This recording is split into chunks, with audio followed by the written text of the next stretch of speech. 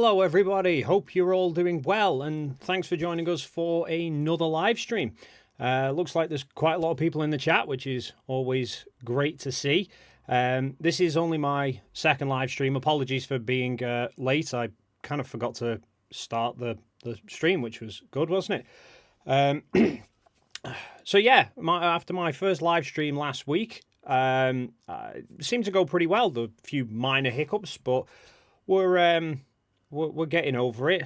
Yeah, apologies everyone. I am slightly obscured by Earth curvature. I'll get that out the way.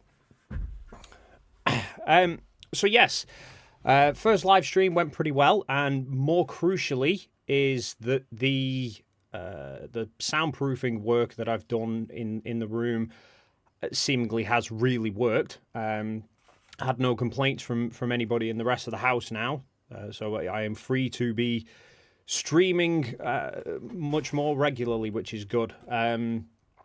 So that does mean as well I'm going to enable memberships, because a couple of people were asking on the last stream about why haven't I got memberships enabled, and the reason was because I didn't want to I didn't want to have a load of people buy memberships on my first stream, then me find out that actually I can't do more streams, and then it kind of just seems a bit wasted. So yeah, I will get that set up so that people can get memberships in if they wish to.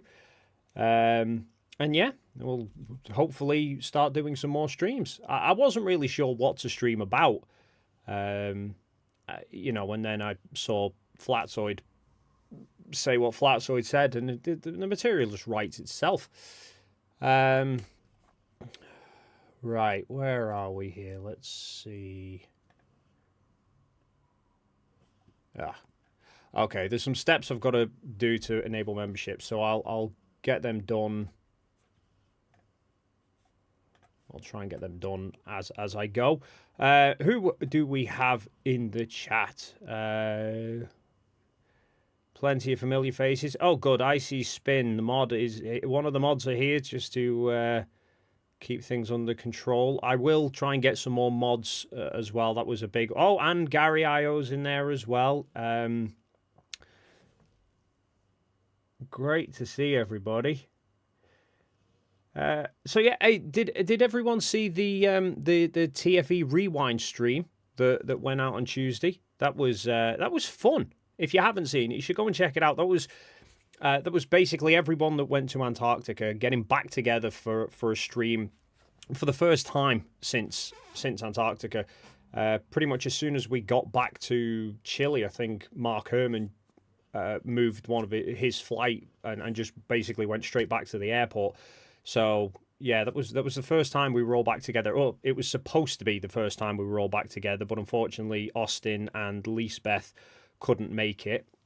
Lisbeth got caught up with work. I think she had said she was going to be there. She'd responded to the email saying that she was going to be there, but yeah, I think it was about 5 p.m. local time for her, so I think she got caught up in work and couldn't make it, unfortunately. And Austin is anybody's guess, really. He seems to have gone very, very quiet recently on all fronts. I've not even really seen him on any pro Flat Earth live streams, so I don't know if it's a case of if he goes on live streams, he knows the conversation's going to head to Antarctica and he doesn't have the answers for it. But yeah, a couple of people already asking for the Rusty Cam. There we are. As predicted, he's in his spot on his chair, and I would say not contributing much, but he's probably contributing more to me, more than I am. So, Ross, can you keep people entertained? Yeah. Right, where am I at here? I'm trying to sort memberships out at the same time. But yes, the rewind stream was great fun. So there was myself, Will,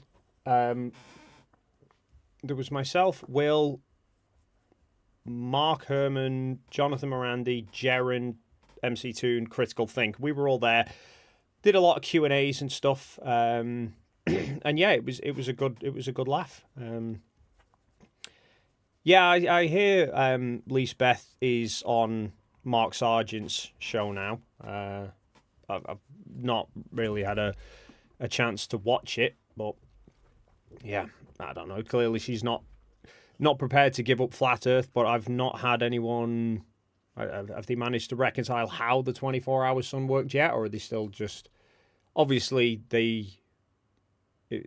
Lisbeth knows the 24-hour sun happened, knows that all of Antarctica was legit above board. Nothing happened. So I'm assuming that Mark and those can't now be saying that we faked stuff.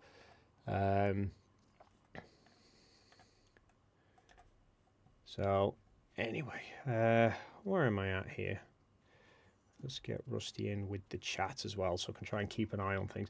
I think that was one thing on my first stream. It was just I was so focused on what I was doing that I kind of really struggled to keep up with the chat. So I'm now just, if bear with me with this, I'm just trying to sort of get myself into the habit of being able to keep up with the regular chat, not just the super chats. But yes, so the TFE Rewind stream, Jonathan gave an update on the documentary, which I'm really looking forward to seeing. I've not seen. He said he's got a trailer that they're working on that should be out soon. I've not seen anything of the footage. I've had no sneak peeks or anything like that. I do know.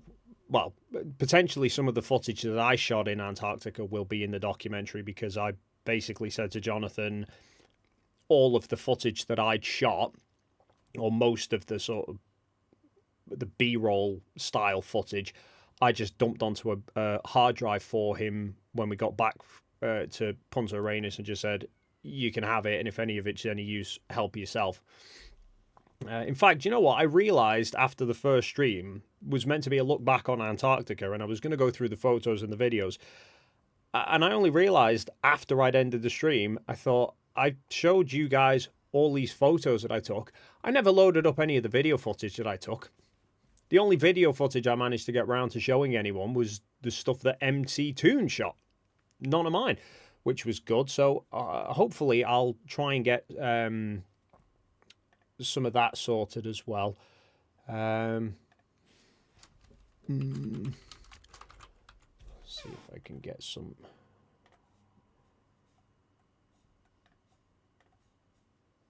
Yeah, go. There we go. Okay. Oh, I've got to apply apparently to have memberships. So they probably won't be going live on this stream. Oh well, maybe next time.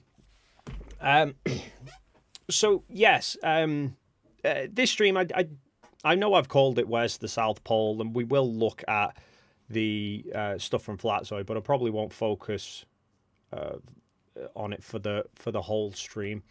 Let's just jump in. We've already got a couple of super chats already, so I'm just going to try and keep on top of these. So, well, I would if my page would actually show all of it. Crypto Roast, £2. Is Rusty obscured by Curvature 2?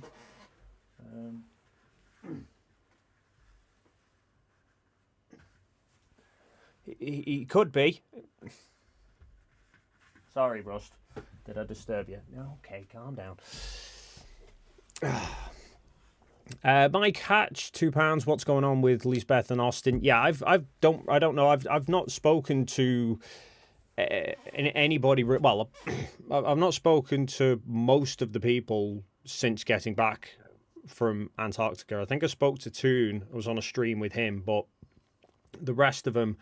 But actually, no, that's not strictly true, because I know Critical Think and Jaren and I were all on the stream with Will when we were speaking with Steve, the body language expert.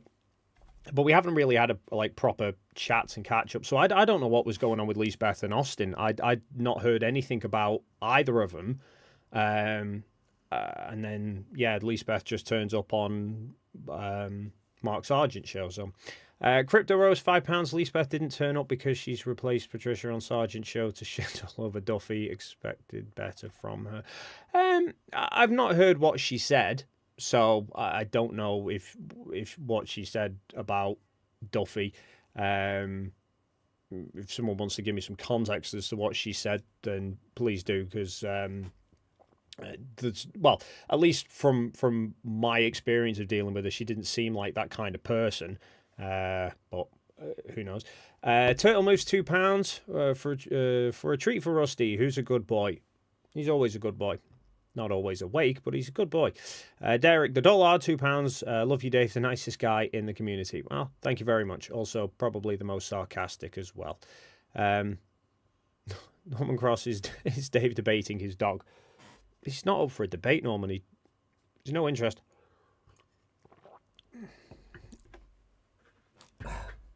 No, back to sleep. That's just what he does.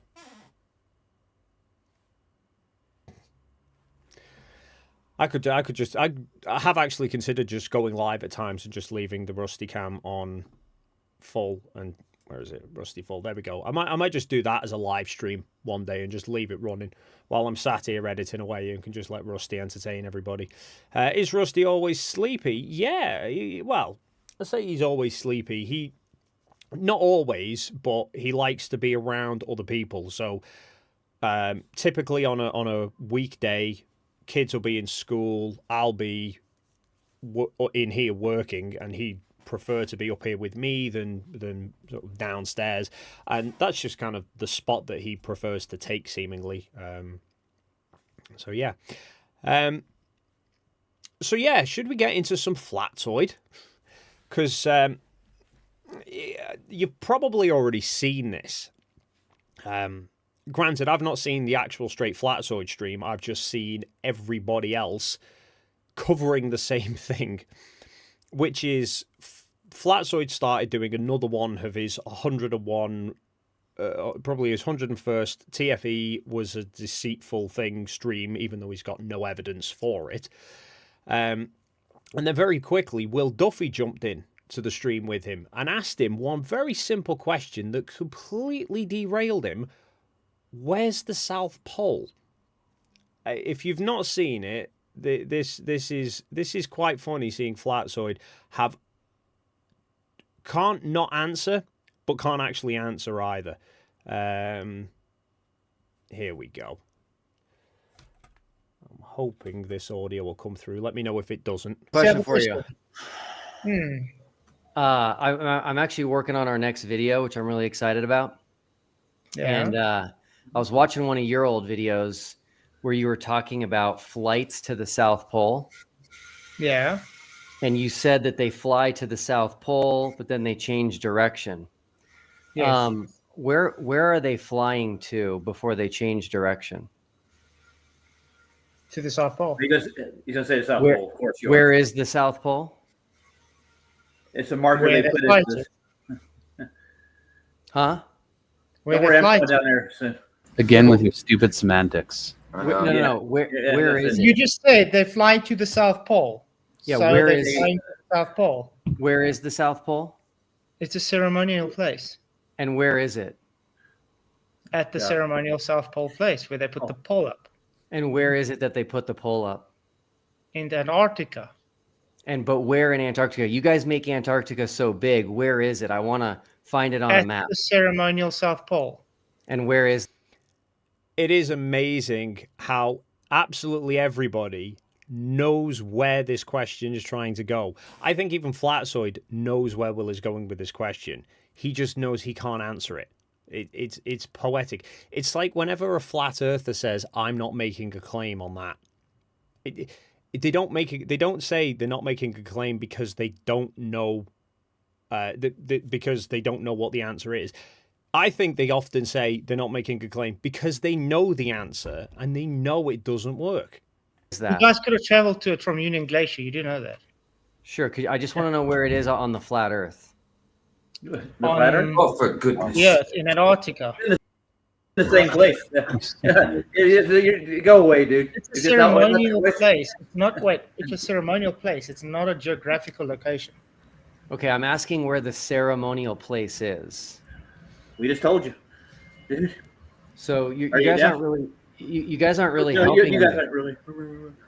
Oh God. For example, Blah, if it's blah, over blah. here, then I would Yeah. need to go to Australia first or something to get there. I wouldn't want to go to South America first. So I need to know where it is. It's just 90 degrees south. So what's the problem? Where is 90 degrees south on a flat Earth? That's not a flat Earth you got there. That's a globe projection you got in your hand. Yeah. By the way. Okay. That is. Do you understand the Fine. latitude and longitude is just a grid system? Yeah. Yeah. So where is 90 degrees south on a flat Earth? Where it's placed on the latitude and longitude grid. Yeah. Where is, how'd you get an where is elevation? that? Again, it's a ceremonial place. It's wherever they placed the pole. I think this basically just goes around and around and around and around and around. And it's a case of Will is obviously trying to pin Flatzoid to a particular, like, tell me where to go. Flatzoid acknowledges there is a ceremonial South Pole. So it's not some fabricated, made-up place. It is clearly a place that you can go to, because lots of people do go to the ceremonial South Pole. So Will is obviously trying to pin Flatzoid to where is it? Point to it on a map. It's easy to point to it on a globe. You know, you get a globe and you go, it's in right at the bottom. Well, the bottom. It's at the South Pole. Obviously, it would be if I didn't have a gaping big hole in this one. But it's at the South Pole. You go south from any place on Earth, and you will wind up at the South Pole. And the ceremonial South Pole is a stone's throw from the geographic South Pole, so you can't try pulling that one. But obviously, for a flat Earth, that doesn't work. Actually, technically not true. It can work if the Earth is an AE projection centered around the South Pole. But then that means that you can't then... The next question would be, okay, how do you get to the North Pole? It obviously cannot work. So watching Flatzoid go through that was absolutely hilarious. I think you can see Flatzoid trying to sort of obviously duck and dive and try to answer it without answering it, because he can't answer it. He said it's at 90 degrees south. Where the hell is 90 degrees south on a flat Earth? Because based on the grid system, 90 degrees south is right the way around the outer edge of an AE map or a Gleason map, even though they say that that's not their map anymore. Where is it? I think the way to really pin it down would be what latitude and longitude. Like Will said, you know, if you're traveling from the different continents based on a flat Earth map, you would be... which continent you set off from would have radically different distances. I think the challenge that I would like to see Flatzoid answer then would be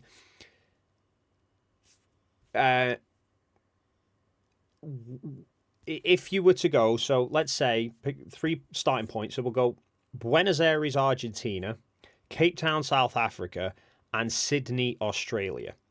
Now, those 3 places have something in common with each other. All of them are at 34 degrees south latitude. So which one of those 3 major cities is closest to the ceremonial South Pole? See, on a globe, the answer is they're all the same distance, near or thereabouts. But on a flat Earth, that's going to be a fun one to try and answer. I say fun one to try and answer because there's no way in hell he's going to be able to answer it. But yes, I think if anybody wants to push Flatzoid now, give him those 3 places. Buenos Aires, Argentina, Cape Town, Australia, Cape Town, South Africa, Sydney, Australia, because all of them are at the same latitude, but very different longitudes. And ask him which is the closest one to the South Pole. Obviously, isn't going to answer it. But yes, that was absolutely hilarious seeing him say that. And the fact that he acknowledges his 90 degrees south as well. Because, at least as far as I can figure out, your latitudes are match the elevations to the celestial pole. So 90 degrees south would mean that the south celestial pole is directly over you, which it is. But, you know, all the way around the outside of a flat Earth isn't really going to work. Gary Io, £5. Petition to mod Turquoise Laura. She's been around forever and is much respected mod on many channels. I have no objection to that. If I can, if and when I can find her in the chat, I will add her. But at the moment, I can't see it. I'll keep an eye out for her, Gary. M2M, £5. Mark Sargent just refused to debate me on the moon landings because I'm a nobody. I'd like to partner with somebody bigger than me as a sweetener. Well, I wonder if he'd be interested if I join in then, because he can't consider me a nobody, seeing as how he's well, he was calling me a troll, I think, last time I saw it. Mind you, he did also say the last time I saw him, he mentioned me. He said that he was coming after me. Which would be good, because I've only been around in the space for 2 years, so, you know, no rush or anything, Mark.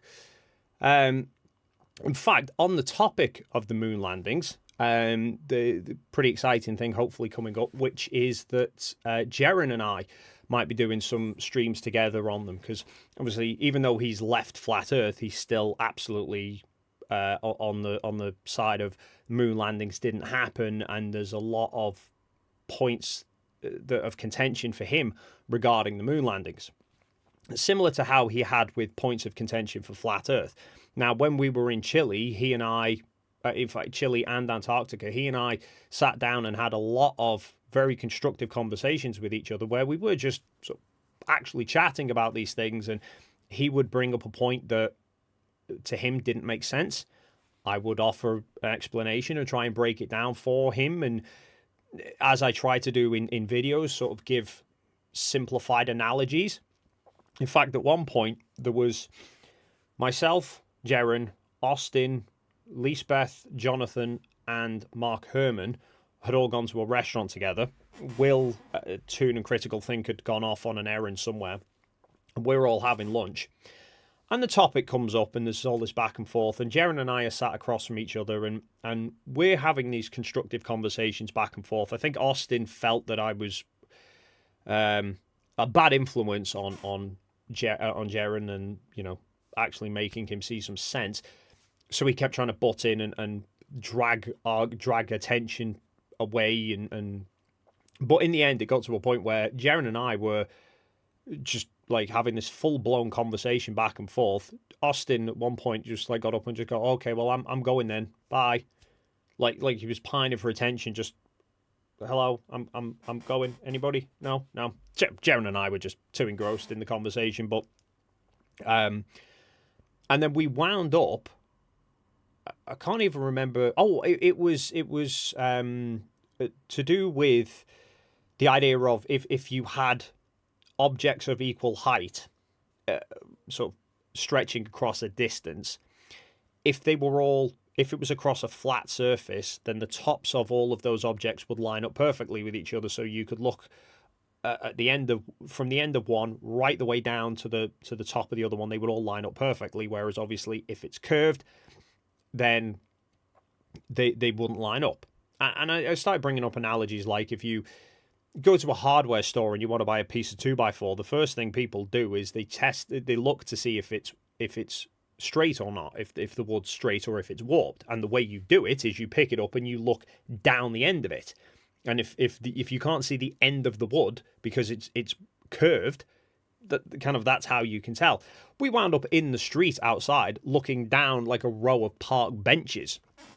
Just there was a big long row of all these benches outside the restaurant that are all equal height. So I'm telling him, sort of kneel down, look so that your eye is just at the very top of the first piece of wood, and you'll see all the benches are perfectly lined up with each other because, you know, that road is flat over that short of a distance. It's flat, but if you do that over a long distance with the Earth, you get sort of the pylons in the distance where they all curve away. So he and I were having really respectful, constructive conversations with each other. He was bringing up the Stephen Hawking PBS documentary thing. I was absolutely a case of, yeah, I've had a look at it. I agree. For whatever reason, they've duplicated the foreground, but that's not Stephen Hawking that's done that. That's some editor at PBS for some bleeding reason. I've no idea, but they weren't doing it.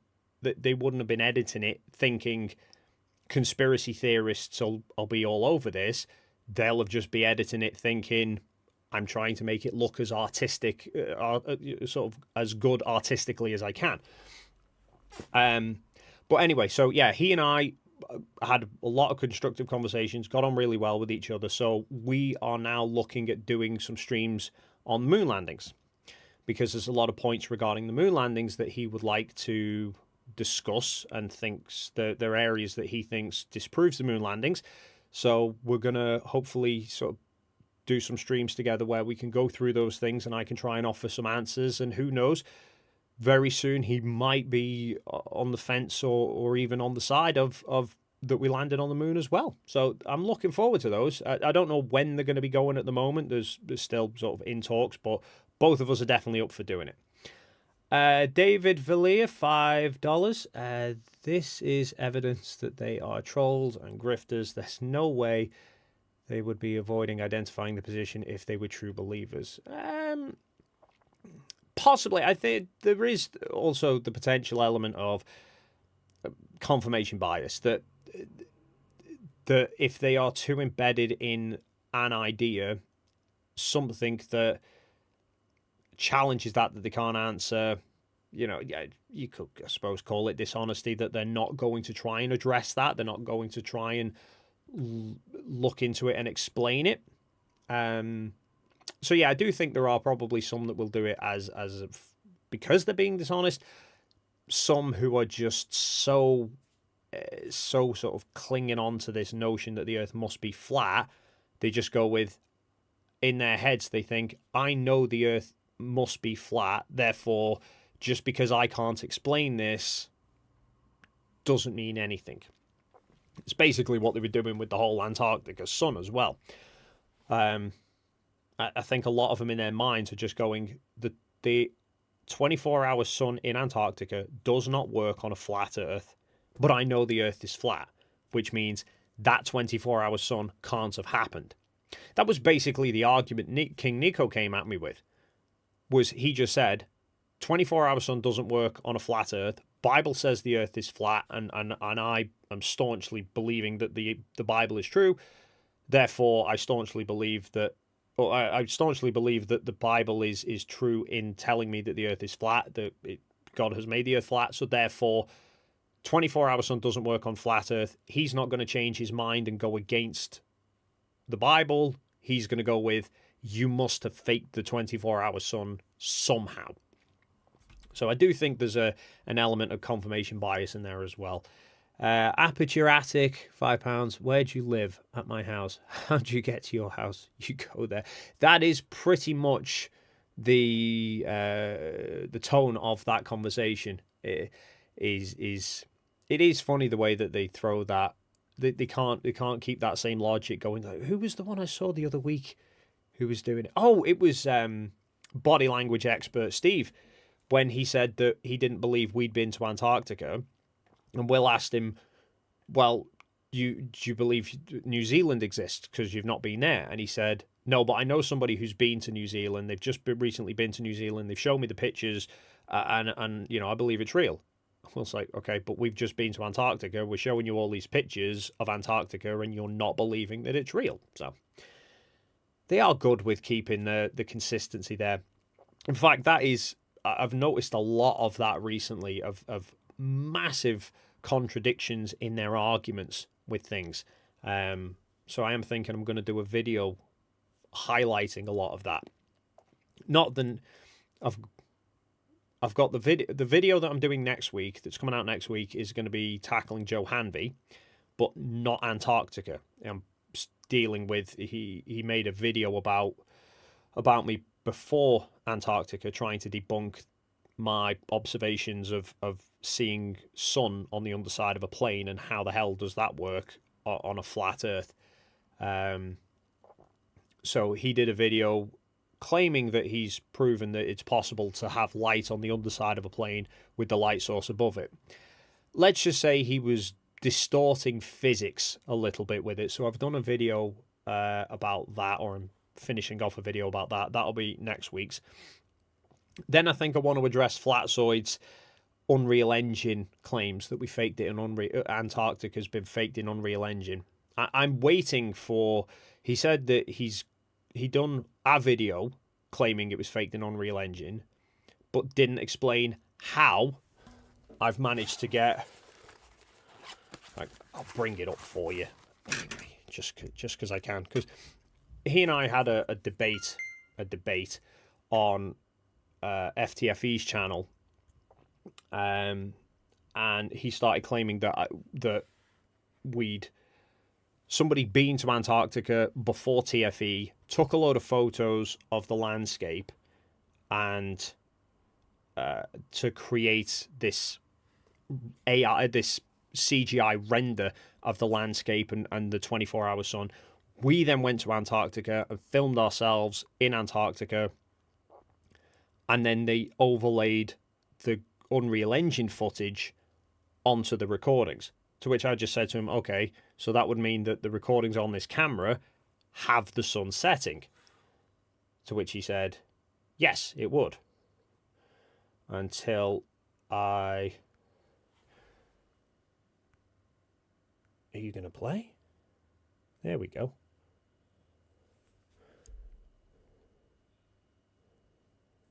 Bring this up. Can I get this full screen? There we go. Oh, work. There we go.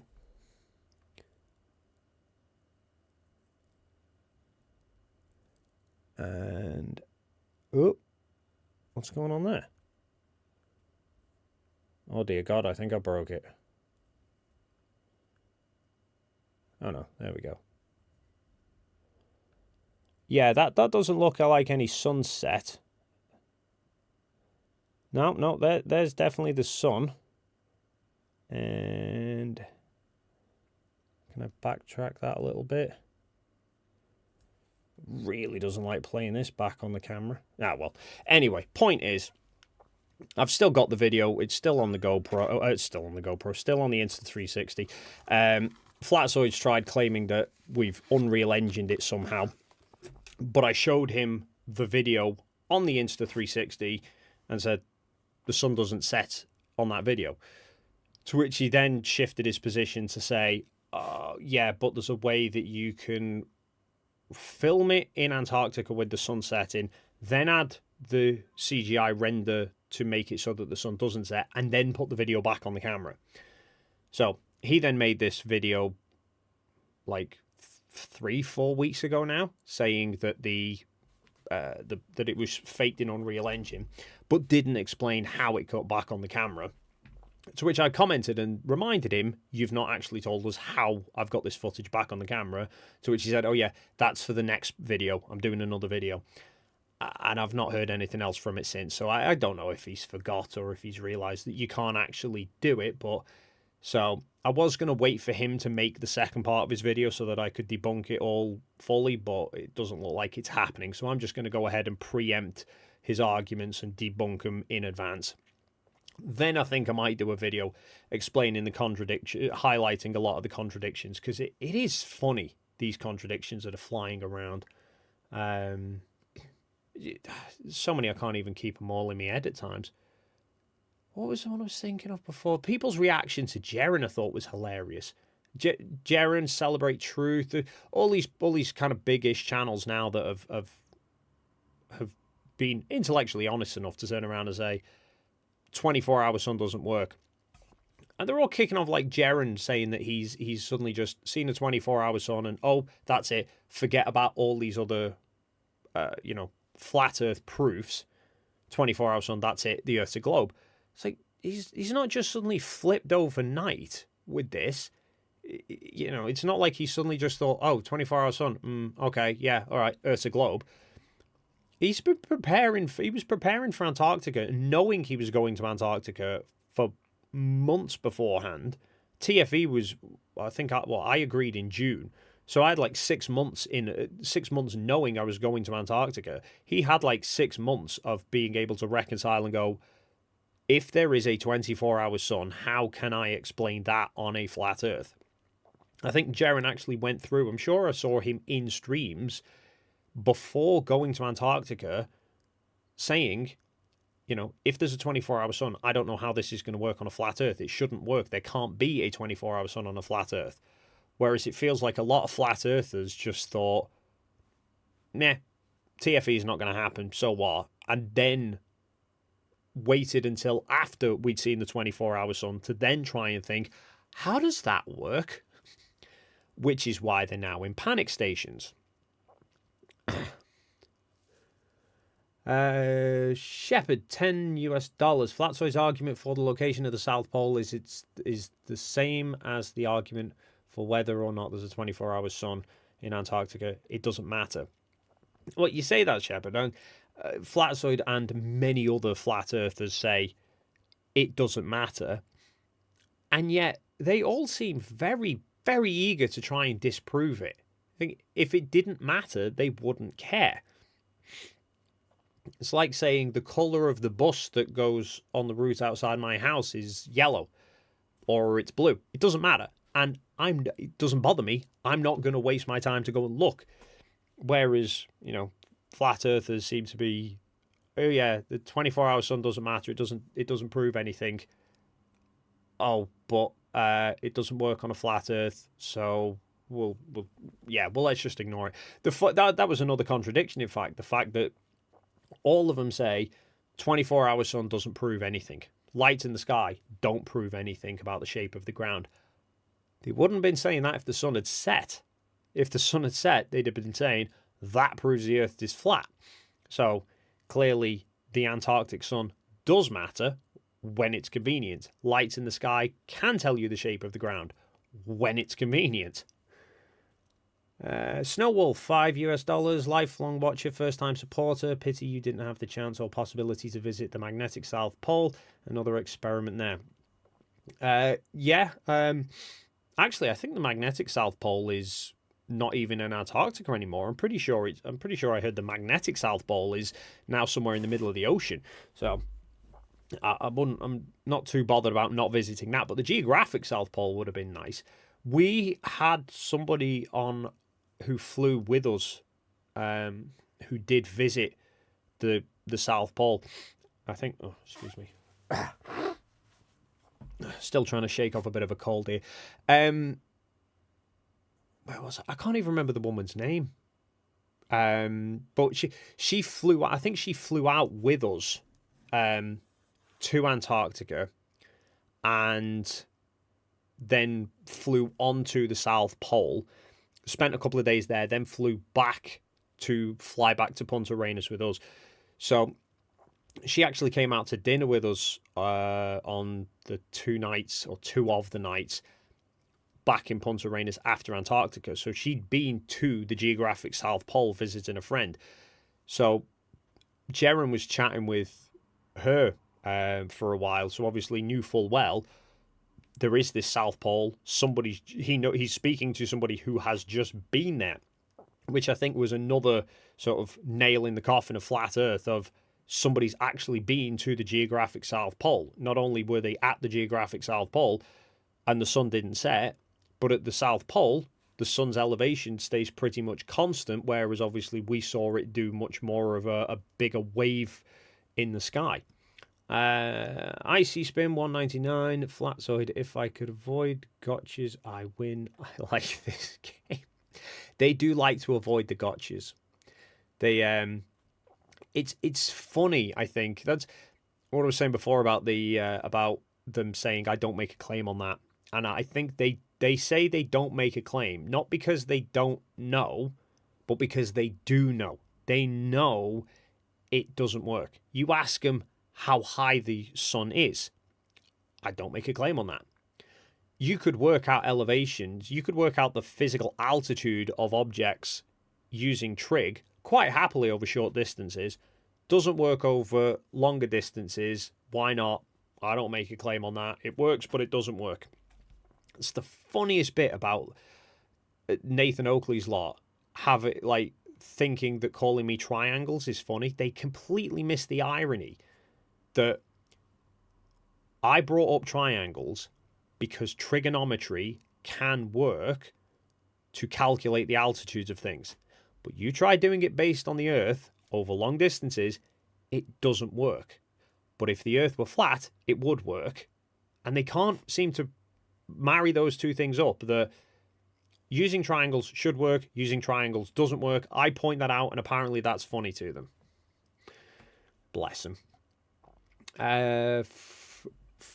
Frodenias, butchered that one, for 50 knocks. This is going to be a good year. LFC to win the Premier League, Saints to win the Grand Final, and McKeegan doing live streams.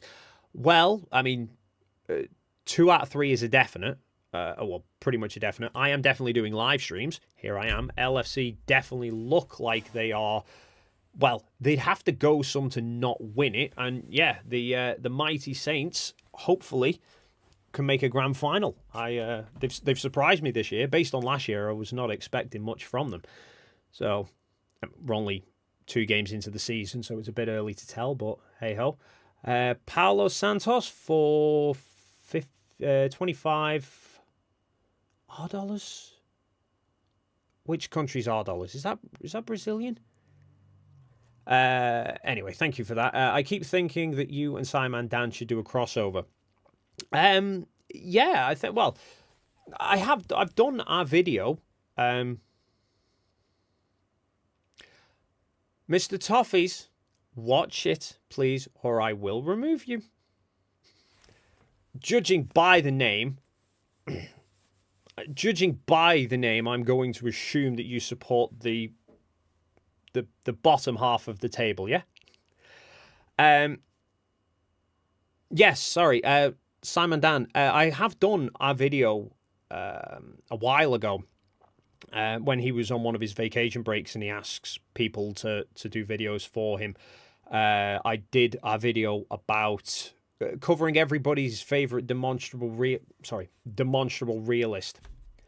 I have to say that because he's no more a demonstrable realist than Hannibal Lecter is a vegan. So I did one about, he was comparing the space shuttle to the SR-71. So I did a video on Simon Dan's channel debunking that one. So I have done a video for Simon Dan.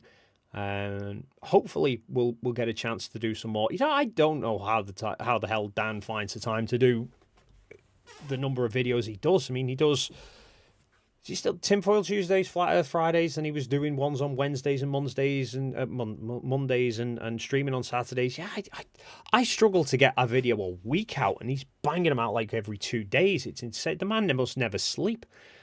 Wile Coyote for $5. TFE was so effective that it gave most flat earthers. So I misread. TFE was so effective, given that most flat earthers no longer use their map. A flat map should be the easiest for a flat earth.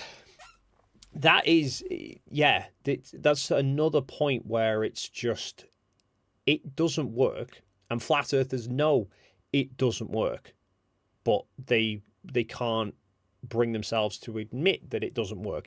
A flat map should be, I don't know why they're investing so much time trying to argue the toss about all these different aspects. It's like, you haven't even got a map at the moment, right? Worry about that for now. It's funny seeing like there was a stream before. I heard Kingdom in Context was doing some stream with a bunch of different flat earthers, and I kind of clicked on, listened for a minute or two, and then just jumped off anyway. But the one bit that I heard was Joe Hanvey trying to claim that that flat Earth is in a better position than the globe at the moment because they have a model with a container and they have this and they have that. And it's like, he's built his model continually around an AE map. The AE map does not work. It's been falsified 101 times over. So he can't have a model if the map he's got in the model isn't bleeding accurate. Because if you then change the model, if you change the map, you completely change the model. But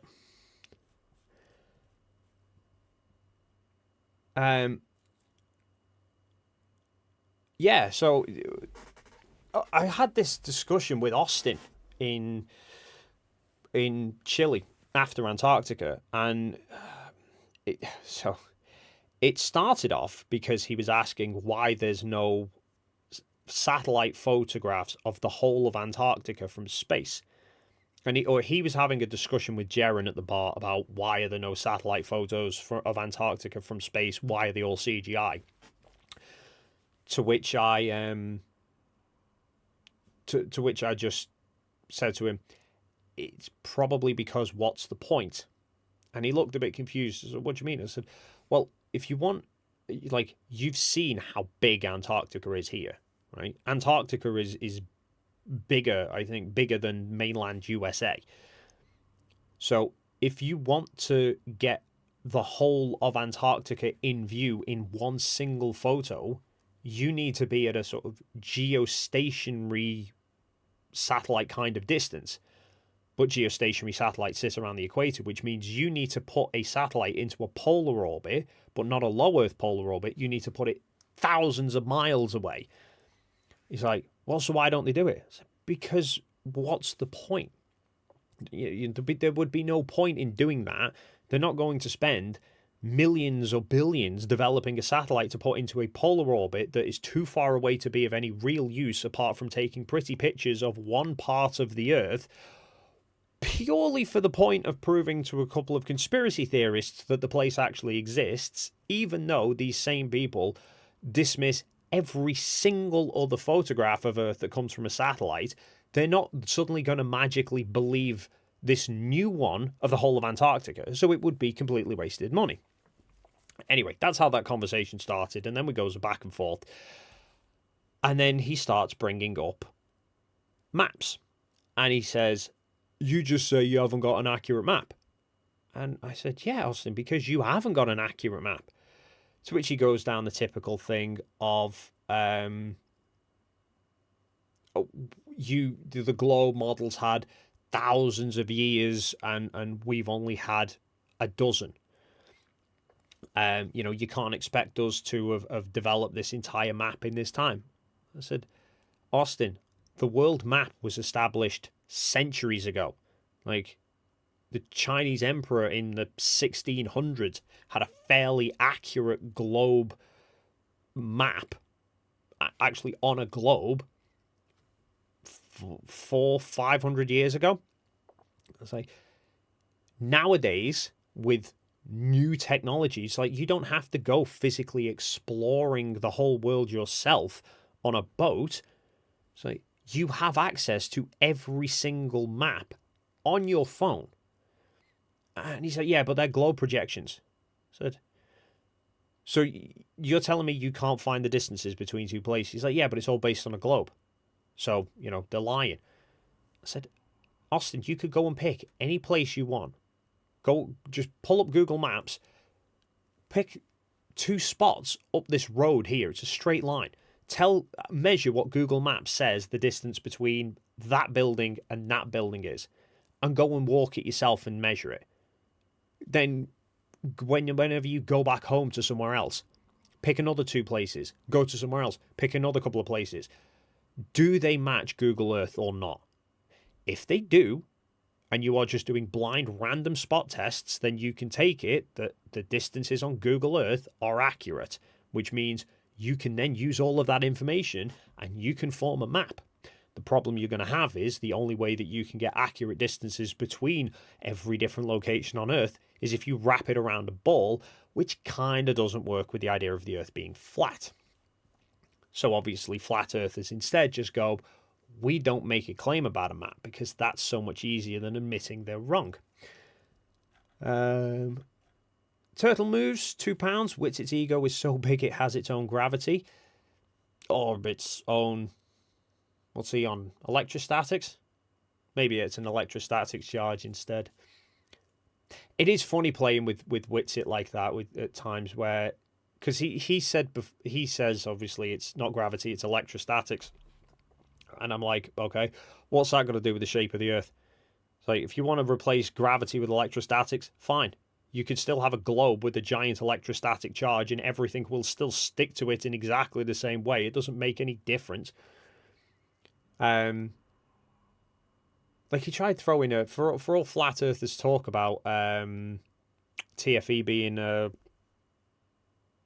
what's the term? Oh God, can't remember. Basically, where it's trying to say that we're basically forcing the hand of either it's a globe or it's an AE map. False dichotomy.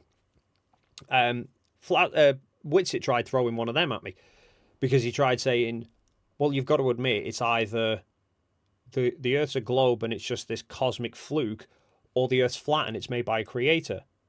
I said, I don't buy that.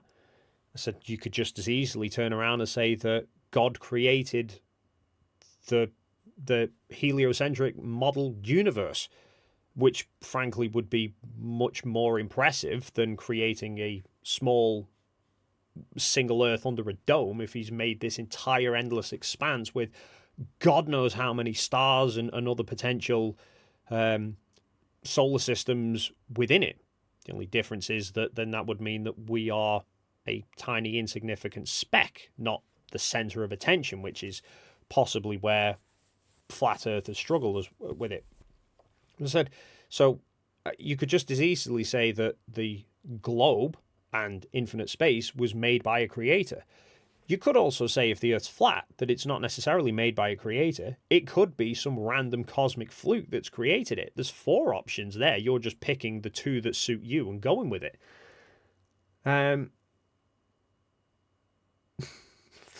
Flatsoids fallacies. I'm here to tell you where the South Pole is on a flat Earth as long as my power doesn't... Oh, well, sorry for Catsoid. Dave Breen, €5. Will is a natural YouTuber, but what was the conversation like with Will on the flight? Was he still skeptical as to what he'll see? Will, no, not particularly. When you say on the flight, I'm assuming you're referring to the flight to Antarctica, and in reality, I think by that point, the flight to Antarctica, I think pretty much everyone kind of knew the sun wasn't going to set. We'd already had several days in Chile watching the sun rise and set south of us, and we were south of the tropic. That already, before even getting on the plane to Antarctica, had falsified the AE map and every other possible scenario of the Earth being flat anyway. We're watching the sun literally kind of all but circle around us, apart from the fact that it just dips below the horizon, but you could actually see the glow of twilight move across the horizon from sunset to sunrise. So, you know, if it weren't for the fact that the curvature of Earth was in the way, you could see the 24-hour sun from Chile. So yeah, I think pretty much everybody by that point, once we'd seen all that stuff in Chile, kind of knew what we were expecting. And I think in reality, to anyone who's not a flat earther, everything preceding the flight anyway all pointed to the Earth being a globe. Like, they'd been measuring the lines of the distance between lines of longitude. So Toon had already started measuring the distance between lines of longitude when he was in, can't even remember, one of the airports that he was in on the flight over. He was already measuring the lines of longitude there, and then we'd started measuring the lines of longitude in Punta Arenas, as well as then doing it in Union Glacier. Yeah, I think Will would have been quietly confident that the sun was not going to set. Otherwise, he'd have wasted a hell of a lot of money on a Starlink antenna that wouldn't have actually worked because the Earth would have been flat. Valentin Damyanov, £5. Don't get nervous, Dave. 1,000 people watching. Hit the like button, everybody. Yeah, well, I've not even been keeping track of how many people are watching. That's insane. Yeah, big thank you to everyone who's watching. It's I mean, I know full well, 1,000 people watching, 5 are here to watch me, 995 are for watching Rusty over there. Derek the Dullard, £5. We'd love to see a lot more collab between you, Jaren, Mike Toon. The collabs are fantastic. Well, I mean, yeah, it was fun being with Toon on the streams with him. I think just you can interact a bit better on live streams when you're face to face with people, like rather than dealing with the delays and talking over each other. So yeah, he and I, we streamed in. We didn't really get much chance to stream before flying out to Antarctica, but we streamed in. He streamed at Solar Midnight, and I spent a bit of time with him. Apparently, a lot of people enjoyed that. I think it was the sleep deprivation that really helped. Then I streamed, although he was there with me, sort of helping me out. Although the most of that stream was just me reading out super chats because you guys were insane and wouldn't stop messaging them. 2 and a bit hours. I think I streamed for 2 hours, 2 3/4 hours. And I think I spent 20 minutes actually just talking, and the rest of the time was answering super chats. It was crazy for a first live stream. That will never not leave my memory. That, but yeah, Toon was there the whole time because I was so nervous with it. I'd never live streamed before. Never done a live stream. So I had no idea what I was doing. I was said to. Actually, that's not strictly true. I did briefly do a live stream when I first got OBS, inadvertently went live and just streamed the OBS logo for about 15 seconds before I realized that other people were watching, and then I closed that down. But other than that, yeah, I've not done any streams, so I was like, I don't even know where to start. So Toon was like, you can't leave. He's sulking now. I'll shift that. Don't worry, I'll switch it back if he jumps back up. So yeah, I said to him, can you help me with this because I have no idea what I'm doing. So he said, yeah. So he explained. He suggested I do StreamYard, use StreamYard for it because it's apparently easier to use. So it's like, yeah, that's great. But I'm still gonna need you to just be on hand with me because by that point, I went live at about 9 p.m. Union Glacier time. And I'd been up since 6 a.m. the previous day. So, I don't know, you do the maths. Coming on for 40 odd hours that I'd been up for. I was like, can you just sort of hang here with me and make sure I know what the hell I'm doing? Because I don't trust myself. So yeah, he helped out a lot with that. But we didn't really have a chance much banter. But then we did another stream when we got back to Punta Arenas. We wound up streaming pretty much right the way through. It wasn't pretty much right the way through the night. It was right the way through the night. We'd been out for a meal. We got back. He went live just after midnight. And we were still streaming at about 6 a.m. when the sun rose. Well, yeah, I was punishing myself with the lack of sleep there. But it was a good laugh. With Toon, there was an awful lot of banter. The sleep deprivation definitely helped, but yeah, I mean, streams with Toon are always fun, and I think if I start doing some streams with Jaren, I think they'd be quite good as well. Hell, if all of us stream together, that could be carnage.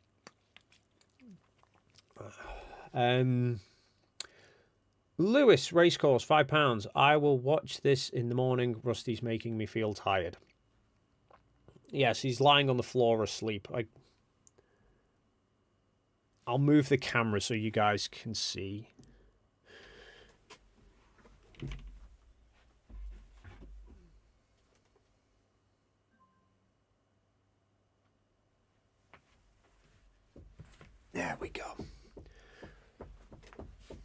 You're going to get back up now, aren't you? Oh, no, you're coming over to me instead. All right. Okay. He's all over the place. I tried, I'm sorry. Mystery Man, $5 Australian. Hi, Dave. Have you watched any of Professor Phil Bell's content? Do you know, I've not, unfortunately. Bear with me 1 second. Rusty's back in his spot.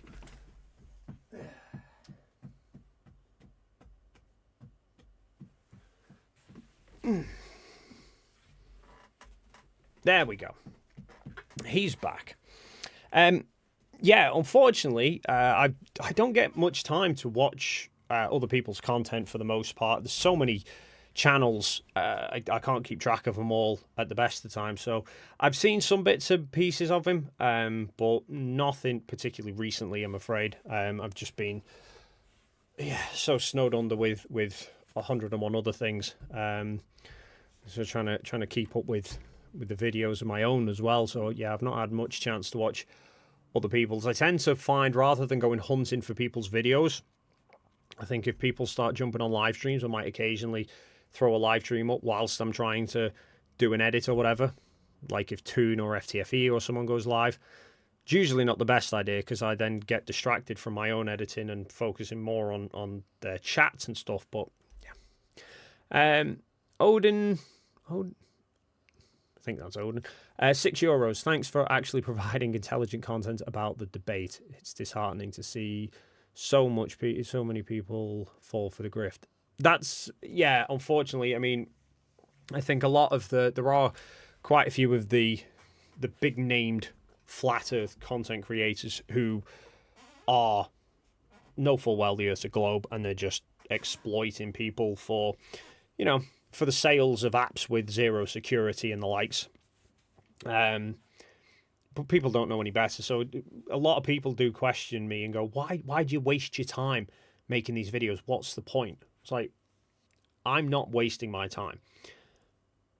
Mainly, the reason why I do it is because it puts the information out there so that when people start seeing these ridiculously claimed videos, people can then have a half a chance of finding the information to prove that it's wrong before they get too far down the rabbit hole.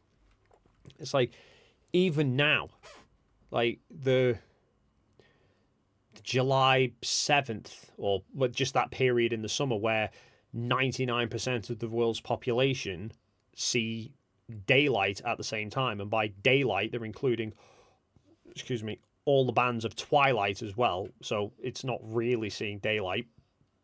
I debunked that in a video a year ago. And yet I see just today on Simon Dan's Flat Earth compilation, Dearth still making the same claim, saying apparently the time and date map thing, the sun moon map and showing where is daylight, proves the Earth is flat, even though because you can't quite fathom that it's not a globe that you're viewing. It's a flat projection of the globe, so things are distorted. But if you take any one of the time and date maps and project it as a sphere in Photoshop, you wind up with a globe that is always exactly half lit in sunlight. But he won't mention that because then people won't buy his app.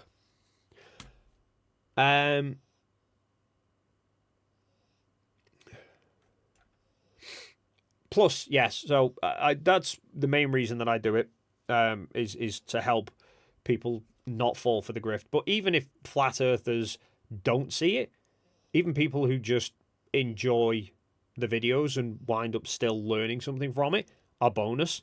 And even if they don't, there's so much that I've learned about science and day-to-day life of things that I wouldn't have otherwise known. Like geodetic surveying and planar surveying. I don't know. I knew very little about surveying techniques before going into debunking flat Earth. And I'd have had no reason to sit down and read anything about them were it not for the fact that I was coming up with material to prove that the Earth's not flat.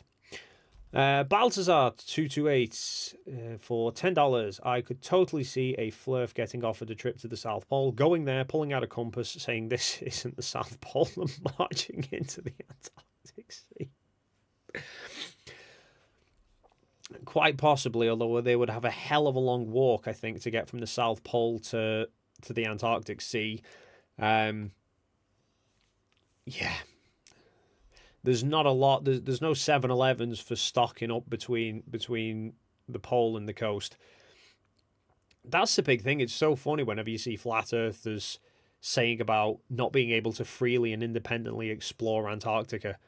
They don't seem to realize if they could go and freely and independently explore Antarctica. They wouldn't get to see much of it because they'd be lucky to last a couple of days there. Because you just turn up. Jaren had this bright idea that he thought he was going to cross the whole of Antarctica. Before we flew out, his impression of Antarctica is you could just turn up with a little sledge full of food and walk across Antarctica. It's like I couldn't walk across the UK with a sledge full of food. I'd run out before I got to the other side. There's no way in hell you're getting across Antarctica without a lot of logistical support. Even people who train ridiculous for it can't do it. There was a guy, I can't even remember his name, who had started an attempt to cross Antarctica completely unaided by himself. And then I heard an update a couple of weeks ago that apparently he couldn't make it. He'd become ill, I think, or an ALE who were there on the sort of on hand to support him ended up having to go and get him because he was never going to make it to the other side alive. Just a messenger, $5. Hey Dave, keep crushing it. Have you ever done a video on how the Earth would be different if it was covered with a dome? I don't know, actually. I think I have done some videos with hypotheticals of that might have been something I was thinking of doing, in fact. I did think it would be quite good to use the Insta360 for something like that.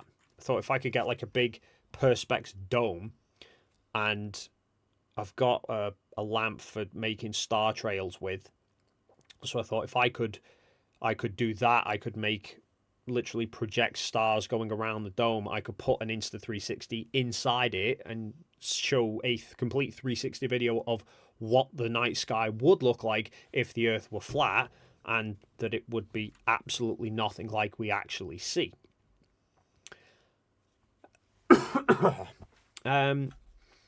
Soul Diver 66 for 5CHF. I wonder how a German flat earther would answer where is the South Pole, as the word pole here has absolutely nothing to do with a flag, ceremonial or not. I don't know. It's not really my area of expertise. When it comes to other people's languages, I'm not particularly good at any of them. In fact, that's something that since post TFE, I've now started to try and learn Spanish. Not going very well, but I'm trying to learn Spanish because being UK based, there's a lot of obviously Spanish speaking like countries around here. I'm off to Morocco in a month.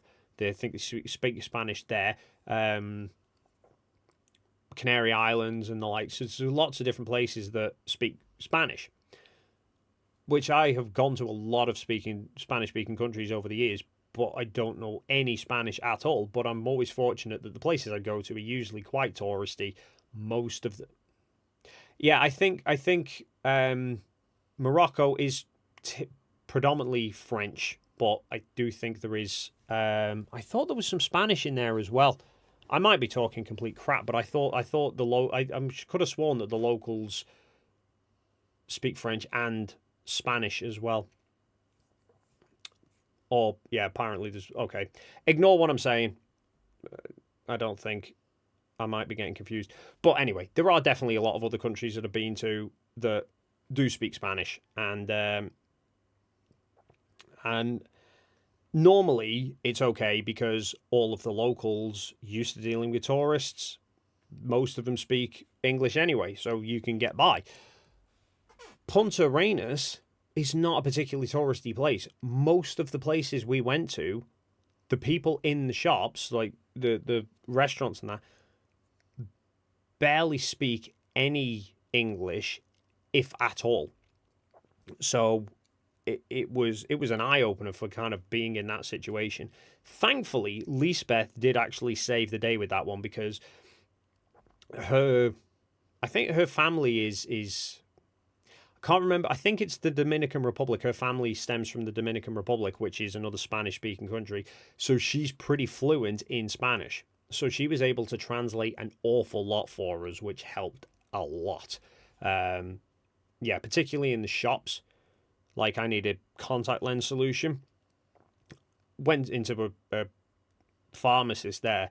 Couldn't speak a word of English behind the counter. I couldn't speak a word of Spanish, so I didn't have a hope in hell, but Lisbeth at least was able to sort of translate everything. And it kind of made me realize, I thought, I really need to learn some Spanish. And then I started to notice that, like, Jonathan in the restaurant could speak a little bit of Spanish. I think even Austin managed some bits of Spanish as well. So yeah, I thought I really need to start trying to learn some Spanish. So I have been trying to learn some. Granted, I think the only bits of Spanish that really seems to be sticking in my head are I'm learning Spanish and I don't understand, which isn't particularly useful for having a conversation. I can tell people I'm learning Spanish, but I don't know any of it. That's good. Google Translate, yes, Google Translate is still obviously very handy, assuming you've got a signal to be able to use it. But it's just even just being at the moment being able to understand how to pronounce the words, because obviously I see a lot of the words and like I look at words with a double L and I'll pronounce it like a double L like in English, whereas in Spanish it's more of a Y sound. So even just being able to understand the grammar behind how to pronounce the words, so that I can, as a translator, like if I'm using a translator, I can at least have a half a chance of pronouncing it properly, it'd be useful. Ugly Truth, £5. Where can I buy a print of your Antarctic panorama from the set background? I think you might have been yourself asked me about that on the last stream, or somebody did. Something I should do. I should definitely do. I might look into. I know I've got a merch shop with Teespring at the moment, but I don't know if they do. I think they do prints of stuff as well.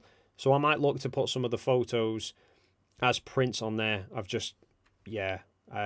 put it on my to-do list along with 101 other things as well. But yeah, that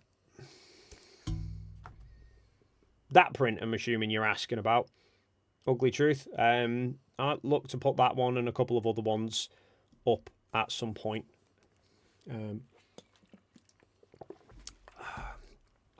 Where are we at? Doy First Doy, £5. Hey, yo, any chance of a collab stream with Professor Dave Explains? Love to see it, Dave Squared.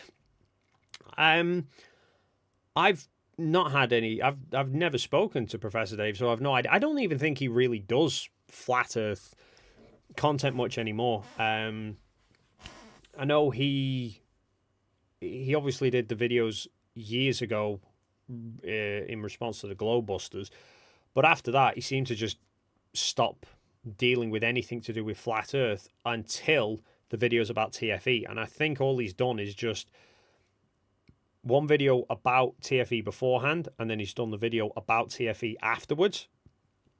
But I don't think he's done any more after that. Has he? He's only done the one.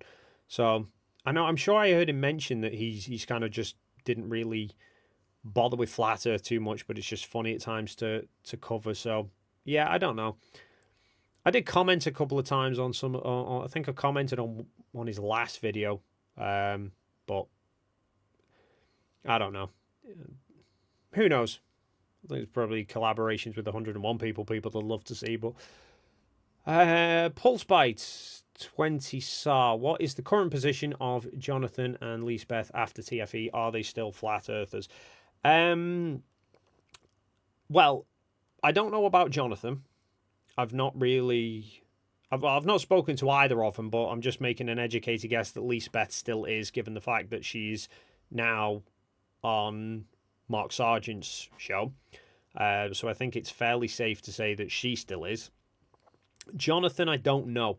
He was on with Flatzoid a couple of weeks back. I put him in touch. Flatzoid had mentioned about wanting to speak to him, and then Jonathan messaged me about something. Can't remember what. Wanted to question me about something, and I happened to mention that Flatzoid wanted to interview him and would he be up for it. So I know he was on Flatzoid's stream, but I don't know whether I didn't get a chance to watch it through fully, so I don't know whether he's sort of clarified his position, but he definitely was still talking like he was on the flat side, so who knows. God, why is it every time I stream my throat, well, I know why it is, my throat starts hurting because I don't stop talking bollocks. You're meant to be sort of helping a bit here. We're meant to be a team. Nothing. Yes, you. Vincent Rue, €5. Can we acknowledge and appreciate the image quality of Dave and Rusty's cams? It's like he knows a thing or two about optics, right? Yeah, Rusty is quite the expert at optics, to be fair. He has helped me a lot setting this stuff up. You did, didn't you?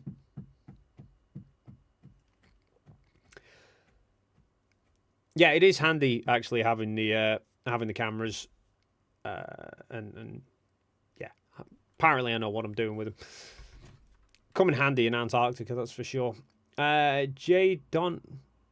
Donashi, $10. If flat, all continents and oceans wouldn't fit on a flat plane Earth because globe makes up most of the surface area of Earth.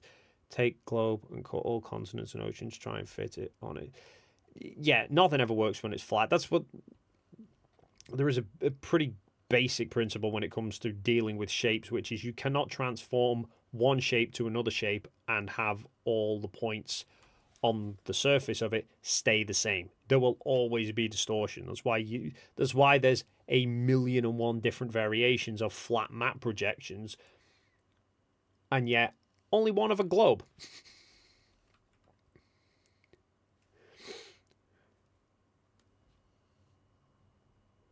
Mojak, I really love the Insta360 stuff from TFE. I'm unbelievably impressed with how well the Insta360s worked. I bought it for the trip. Will said about he was taking his Insta360, or he bought 2 Insta360s for the trip, and then he sent a message asking was anyone else taking Insta360s, or messaged me asking was I taking an Insta360. I'm like, I don't have one.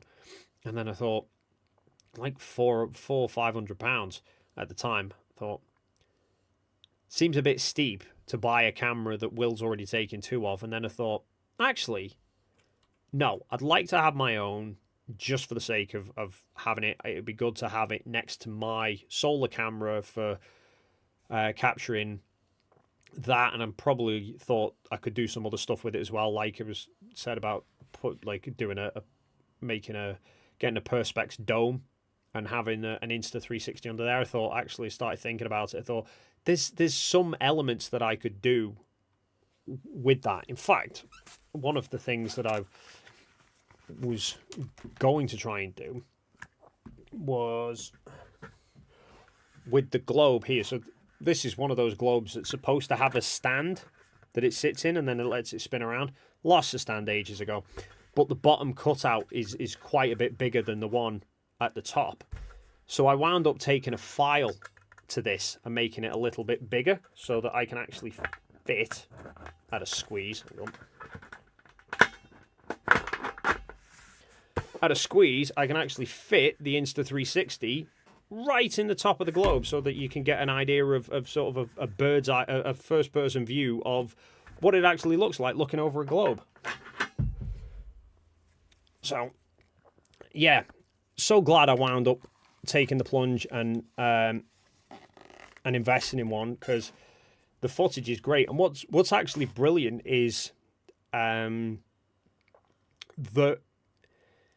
normally, like if you, I like when I shoot stuff, I tend to not only shoot with one camera, like the main camera that I'm filming whatever the first person view is, but I like having another camera filming myself doing the filming. It's so handy for backing, like sort of proving what you're doing. When it comes to debunking, it's really handy having cameras overlapping each other and filming everything from multiple times from multiple angles. But I was actually doing that beforehand anyway. When I was doing photography videos, I would often sort of get in the habit of filming myself, doing bits of filming just to intersperse as B-roll footage in review videos and stuff. So, but you usually have to kind of plan ahead and think, I need to set up a shot for this, I need to set up a shot for that, and maybe do 2 or 3 takes where you moving the camera on. Having the 360, it lets you put, like, you can get 3 or 4 different versions of the same thing. It's so versatile. It's crazy. Like, I'm trying to think what I can pull up here just to show you. So, where did I put this?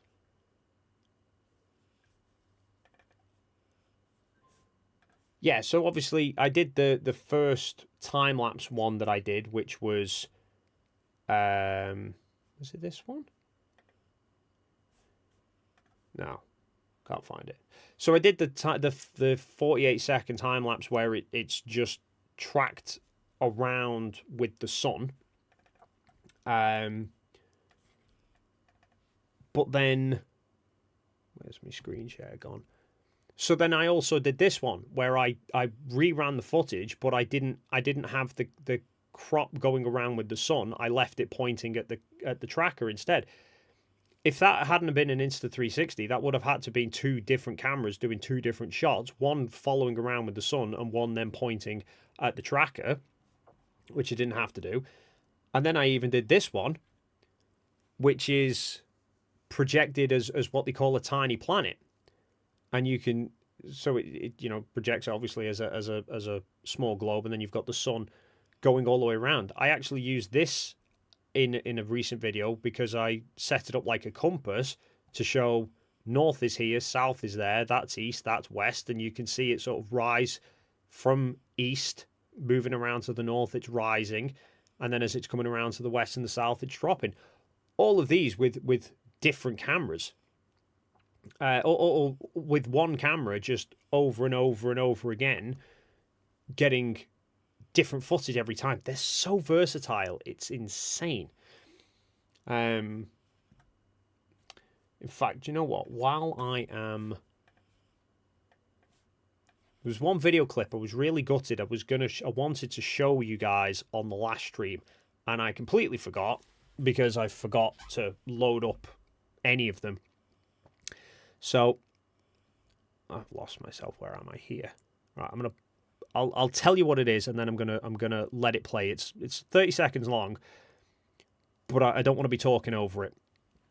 So this is, I think this was early hours of the morning. I'll be able to see. When did I take it? Did you give me the time there? UTC. Oh, I don't know, actually. Then could be, might not be that late. I thought it was early hours of the morning, but I think by this point I was sat in the hut on my laptop just doing some editing, and then I'm suddenly realising, I'm like, I think pretty much everyone's asleep, or just there was nobody outside. Everyone was inside and just resting. So I ended up, I thought, I need to go and check on the camera anyway. I'm going to get I thought I'll get a little video clip, like a vlog style shot of me walking to the camera to test it, to check it. And I think I show the Insta360 as well. But then I just stop and you can hear the nothing that we could hear.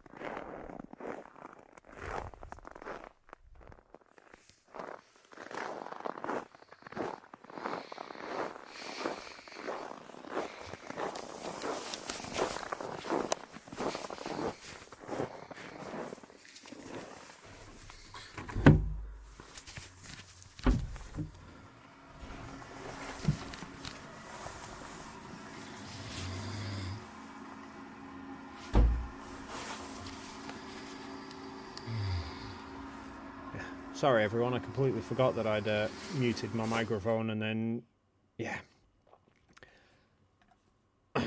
Yeah, completely forgot about that one. Muted the microphone so that you could hear the sound of nothing, and then you heard the sound of nothing. That is pretty typical for him, by the way. He sleeps like that. Just be glad he's not showing his balls to you. But yeah, that clip was one I wanted to show you last week, because that was, I mean, you could see that was early hours of the morning, because the sun was sort of had cleared off Mount Rossman. I think that was probably about 5 or 6 a.m. from memory, because that would have been after Toon had finished his live stream, after the Starlink had crashed and that. And yeah, it was just insane how there was only certain times that I got the chance to do that, where go outside and then not be other people around. And obviously anyone's even out just walking around, snow's crunching all over the place. So I just thought I'd take that opportunity to just go out. There was you might have caught a sight of him. There's somebody on a chair sat outside. That was the ALE staff member, because they obviously had to stay awake throughout the period of their shift with us. So they were just sat taking in the silence as well. But yeah, just stood there and not a sound. Nothing. It's such a head wreck when there was no, like, they had a generator on the site. They weren't using the generator. The noise is that there was more noise in the hut than out the hut at that point, because in the hut we had the computers were running with the fans going. They had a little they had all the battery charges and everything, so there was a few fans inside running, but outside there was nothing. The generator they had round the back never fired it up the whole time we were there. Didn't need to. We had solar panels and the sun never set. But yeah, just stood there and there was just nothing. No ambient noise at all. There was no background noise. There was no planes flying from the camp. It was early hours in the morning, so I don't even think there was really any noise happening in the camp. And if there was, it was not enough that we could hear. But there's even things like this. There was obviously no wildlife, no insects, no nothing. There was literally nothing there generating any noise. It was crazy. I see spin. How do we know the sun's real and not just a projection? Well, I mean, there's many different things that you could, let's say there's a few little things that we did to show that it can't be bought. I mean, I've got. So this is a little video clip that I took. Again, I took little bits of video just to document things, really, so that I could include them. So this is the Masonic boot, showing that I've got the power banks in there. I can only fit 2 of the banks in there, so there's a battery, a hand warmer in the bottom of it, and then the third battery power bank is in that case. But this is the control unit for the solar panel. And I think I bring it up in a second after I plug this back in, because it fell out. And then I show you the screen now. And would you look at that? That's 14.5 volts being produced by a solar panel. So it's impressive that a projection could be producing that much power, to be fair. Where am I?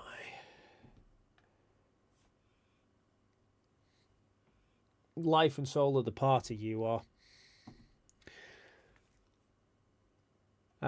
Judy Bassett, €10. Your videos are very educational. Thank you very much, Judy. Glad that people can get some use out of them. And like I said, even if nobody else finds them educational, it's still educational for me a lot of the time for finding out bits and pieces. So definitely not a wasted time. Odin, I feel like you were the one to be on the trip. Most footage came from you. Do you know what? Actually, well, I say at the moment, I think probably most of the footage has come from me, because the type of footage that I did here was very much. I'll just, if I can bring this, get this on the screen so you can see. There we go. So these are all just the video clips of mine, but they're all apart from the 8 and nearly 9 minutes of Where Are the Guns, Nathan. But the rest of the clips here are all just very short, like 30, 40-second clips where I was just taking little snippets to throw into videos. Well, there's a 1.5-minute one here that's quite a good one. This is the Aleutian cargo plane.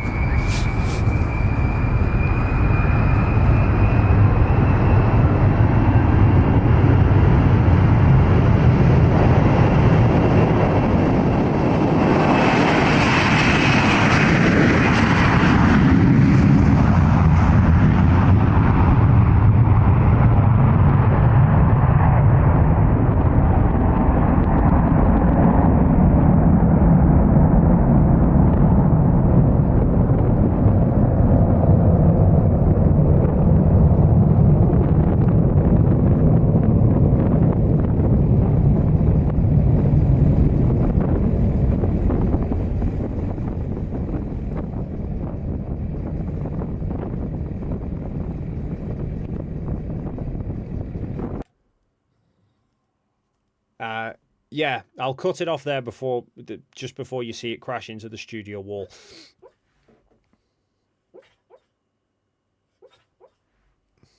He's dreaming now. I kind of lost where I was up to. Yes, so the footage that I took was very much just short clips like that you could intersperse. More thinking of along the lines of.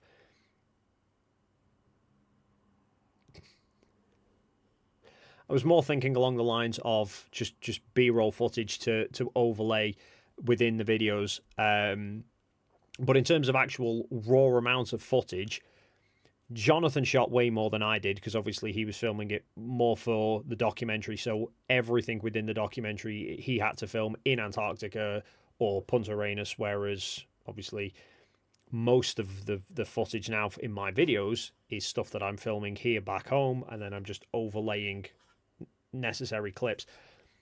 Toon has so much stuff. His GoPro was relentless.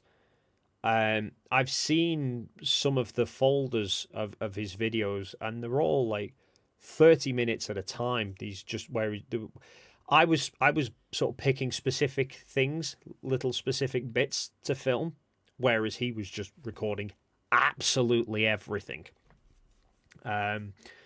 So yeah, in terms of actual video amount, I think Jonathan beats me, and I'm pretty sure Toon beat all of us, but I just don't think he's had the chance to put it all online yet. Or I know he's going to be making it all public. I don't know if he's still trying to finish uploading it because he's just got that much, and then I think he's also wanting to make some like highlight reels of bits and pieces as well. But obviously he's off on his jolly holidays at the moment. Soul Diver 5CHF. A pole here means... Oh, yeah, positive. Yeah, okay. The magnetic pole, such as North Pole. It's not any physical substance, one could say. Okay.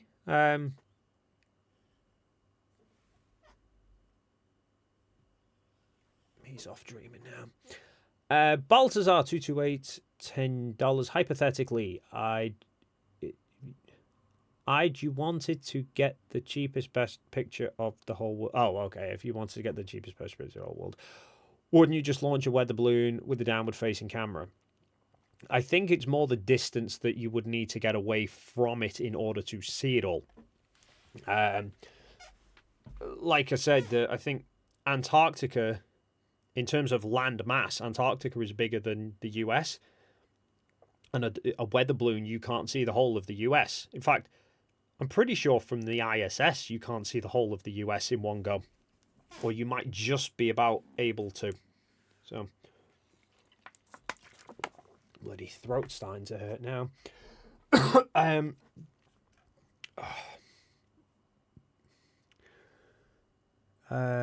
do we know when the documentary releases? So somebody did ask Jonathan, or Jonathan gave an update on the documentary during the TFE Rewind stream. He it's close to a first sort of run through, I think, how he described it. A first kind of preview where I think he'd initially said it's about 8 weeks, I think was the rough time frame that he was working on. But he did describe the process to me when we were in Chile. I just can't remember it all off the top of my head.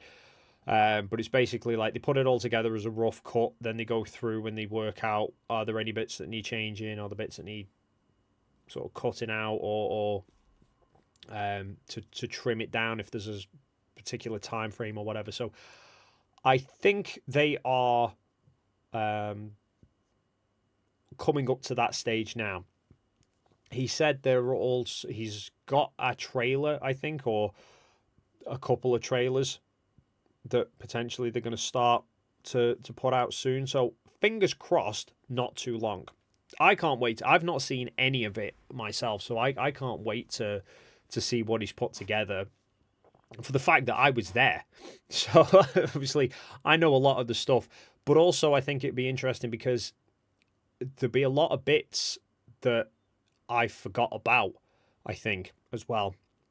Not to mention that he was obviously filming, he did interviews with everybody as well. So I know the kinds of questions he asked me, and the obviously, but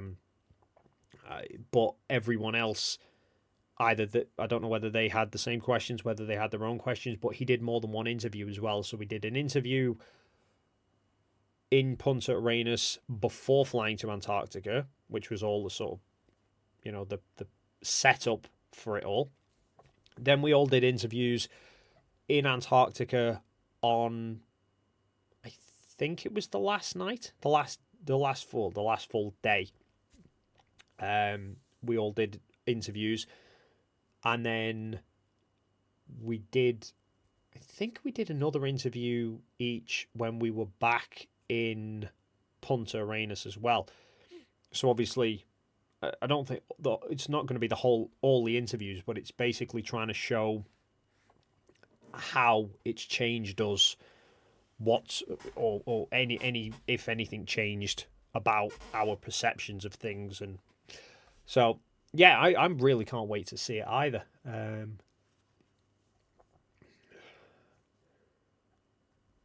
Oh, Jack, you can just see the UK from the ISS USA Antarctica. No chance. Yeah, I didn't remember there was the video that I did about where I synced up all of the footage for the ISS, and on one of the maps it showed like a circle, which was, I think, their visibility. They can only see a few hundred miles to the horizon, so even from the ISS orbit, you're not going to see the whole of Antarctica in one go. So,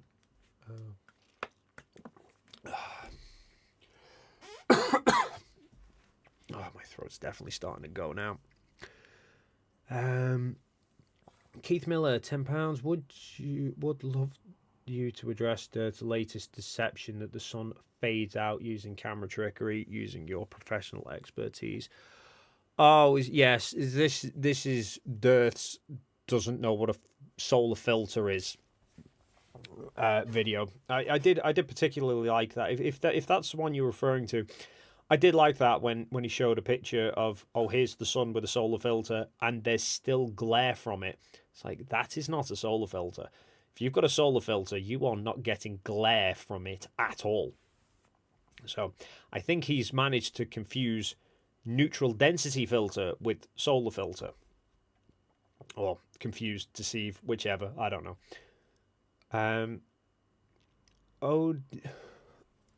God, my throat. I need to go and get a Strepsil. Odin, €6. Do you feel disappointed about the popular flirts that didn't go? Also, what was the most genuine interaction with one of them that went to Antarctica? Am I disappointed? No. Not at all. I think the ones that didn't go, I mean, all of them had the opportunity to go. Even Flatzoid talking about his whole, I didn't get a formal invitation. He knew the deal. There was no formal invitation to anything. He was one of the 48 initially named as participants, but he wasn't offered a paid spot from Will because it never made it that far down the list to Flatzoid, because it was already got. I think Will's plan was ideally. I think he put up like the first four of Dearth, Jaren, Whitsit, and DeBay. Who would you like to see go? Dearth wins, offer it to Dearth, reject it, offer it to Jaren. If Jaren had rejected it and it gone down the list and kept going and all four of them had gone, then he probably would have done another poll with another 4 Flat Earthers. Maybe Flatzoid would have been offered it. But any single Flat Earther, either on the 48 or not, could have tried to crowdfund. When the golden ticket came up, how many of the Flat Earthers from any of the like endless Discord panels of them, how many actually tried to go? I think Brian Leakey was the only name I recognized of Flat Earthers who tried to get a ticket to go to Antarctica. Rest of them didn't want to know. And then as for Dearth, Sargent, Oakley, Dubé, all of them who were given an option to go and who rejected it, they don't get the they don't get to sit there now and try turning around and saying it's fake, because they could have come and seen it for themselves and seen it's not. But the fact that they refused to go speaks volumes for how much they don't trust their own beliefs. So, yeah, the fact that they didn't go is actually more beneficial. I think I can only imagine what it would have looked like to anyone new sort of potentially looking into Flat Earth. Anyone, I wonder what it would have looked like to anyone who'd heard about who saw sort of, oh yeah, all these Flat Earthers got offered this option, if none of them had taken it. Because if Jaren didn't take it, Austin probably wouldn't have took it. Or Austin wouldn't have. I'm not sure Austin would have took it. So it could have. I'd actually predicted beforehand. I said to Will beforehand, I don't think any of them will accept it. But then that would mean that you're then looking at 24 Flat Earthers who have been given this completely free, paid-for trip to go and see something that would be a very big piece of evidence for the shape of the Earth, and none of them want to do it. Oh, God, my throat. All right, I'm going to just run down and grab a Strepsil because my throat is killing me. I will put the Rusty Cam on, but I can't guarantee that he won't stay there for the duration. In fact, tell you what I will do. I will throw a screen share with Rusty, and I will play Where Are the Guns, Nathan. Come on in and talk to everybody. So, will somebody grab his camera? Why?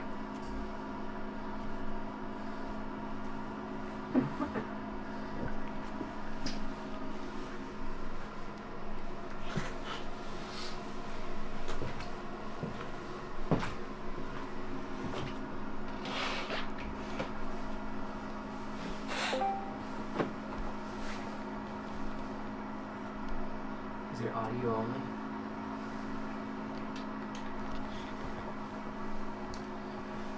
Will you get muted? I don't hear anything right now. So it's a recording? I hear it, but it's super soft. I don't know why. Are you there? You are the user? Late viewer catch-up. So what we also observed earlier with in certain other parts of footage, which I won't bore you with now, what is the accusation that Nathan woke up to, set out by Awake Souls or a few others, is this is all green screen. Now, if you look at the guy on screen with his skin on, is that black patch that's got TFE on it. Well, that TFE has nothing to do with the clothes he's wearing. It's been blacked out by whatever means, AI. You're a scum. You lied. You hear what Nathan just said to you? You hear what Nathan I don't just care said what to you? Nathan said. Nathan lied. no, He's a no. confirmed, proven liar, Nathan. Nathan, you're a proven liar. I'm standing in Antarctica right now, watching the sun. It did not set for 24 hours. You lied. I lied about the sun. You That doesn't certainly change how did. Earth is You measured. absolutely 100% lied about the Earth. Turn off your mute button there, Nathan. Unselect that little auto mute that you got that you're married to, your life partner, the mute button. Turn it off so that I can talk and you don't get to overtalk me. Right? You done? Stop overtalking me. Measure Earth flat. You lied, Nathan. You're changing the top. You're changing the topic, you liar. You're changing the topic, you liar. Hey, Nathan, I'm recording this, Nathan. You're lying, Nathan. You are a liar, Nathan. You are lying, Nathan. The sun did not set for 24 hours. You said it does. You lied, Nathan. You said that I would get turned away at gunpoint. Nathan, you said I would get turned away at gunpoint. Hey, stop talking, Nathan. Nathan, stop talking. Stop changing the topic, Nathan. Stop it. Okay. So, I can't listen to Oakley forever saying the Earth's measured flat. He's talking out of his arse, but yeah. There we go. Rusty's going out of frame.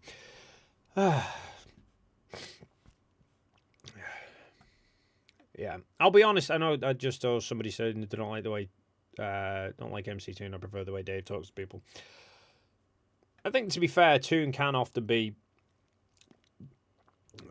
much calmer than that, but I think that was quite a special set of circumstances, and he was intentionally trying to make a scene because he knows that Oakley constantly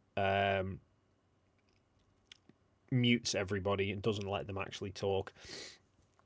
So I did have to laugh actually the other day because you know how anytime, not that Nathan ever actually does. Martin H 22 minutes later, and they're all. Jaren was never actually going live at 11. I did.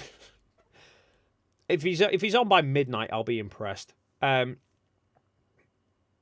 Yes, Oakley, whenever he does a stream about somebody, he always tells everyone, go onto this person's video and comment and say Nathan Oakley 1980 sent me. Which, for the odd times now that he ever tries to address me, which is pretty much never because he never can, sometimes I'll get those comments. So whenever he does a video, he sends people off to go and comment on it because he's hoping that the people who he's reviewing will then make a video response about him and send traffic back to him because he's desperate for views. He did the video about the modern day debate the other day with Will versus Nathan Thompson. And he told everyone to go and comment on Modern Day Debate in case you do a review or in case you do a response video. The only response Modern Day Debate are going to put forward is, Nathan, would you like to come onto our channel and debate? Nathan is never going on to Modern Day Debate, so why the hell he was after it, I don't know. Tyson Dog, rockets push off air. No, they don't, but okay. You claimed you can't create combustion by mixing fuel and O2. Right. Oh my God. We've got a flat earther here who doesn't understand how rockets work. I have a video explaining how rockets work. If rockets actually pushed off air, the higher up that they get, the slower they would then go because you've got less and less air to push off of. But they instead go faster and faster.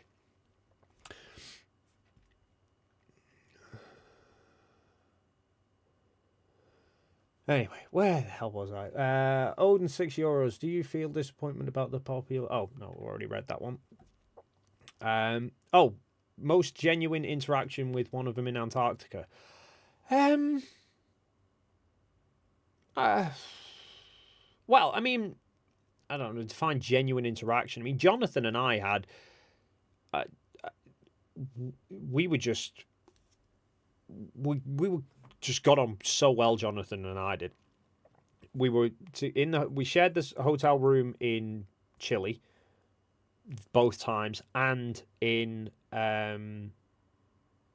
Antarctica as well, sharing the tent.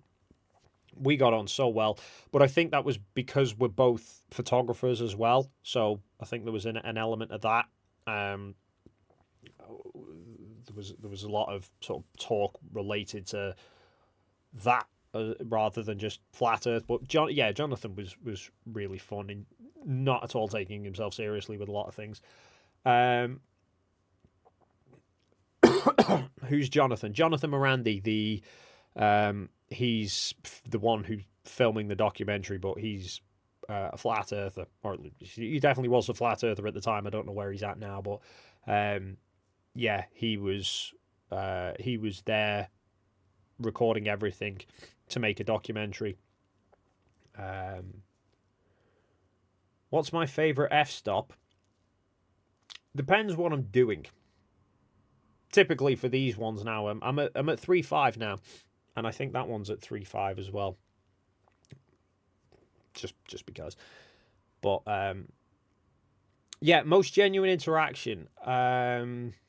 There was a few. So Jonathan and I were just generally chit chats were very, very great. Jaren and I, we had, like I said, a couple of good conversations. Quite a few in Chile about various different things. And the one about the equatorial mount in Antarctica that he's got on his GoPro footage, where he'd watched that EQ mount circle for 24 hours tracking the sun. And I'd said to him and Austin, before we'd got to Antarctica, I said I would love to have a sit down with you guys at some point and explain to you how this mount works, how you set this mount up, because it doesn't work with the Earth being flat. Particularly why I wanted to explain to him the setting it up on the equator at the equinox, for the very fact that it points the camera straight down at the ground at midnight, which Austin didn't want to know anything about. But Jaren did actually come up to me at one point and said, can we have a sit down and talk through that EQ mount? We need to go and do it. So I said, I'll go and get them out right now. And we went and sat down. Even Lisbeth and I had some good chats. I think we'd never had any interaction prior to TFE. I mean, Jaren and Austin, I'd never had really interactions with them, but obviously we were all familiar with each other because of the various videos. I didn't know anything about Lisbeth really, and I don't think Lisbeth knew much about me, so it was kind of a clean slate going in. And we had some, I'd say, heart-to-heart moments, but particularly after we'd done the live stream at midnight, she was getting a lot of flack from people on Clubhouse, accusing her of being a shill and lying and whatever, because she said that it was a 24-hour sun. So she was getting quite upset. So I was just sort of chatting with her at times, trying to explain to her that, she's here living it, and she kind of had the time to mentally prepare for all of this, because we kind of could see before actually getting there that we'd watch the sun, like I said, set and rise south of us in Chile. So we all kind of knew that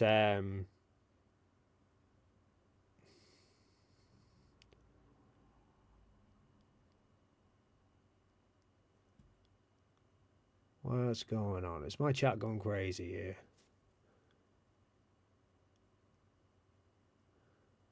Need more mods. Okay.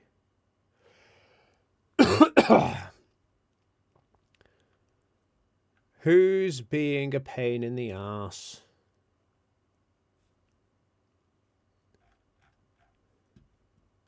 Come on, name names. Who do we need to get rid of?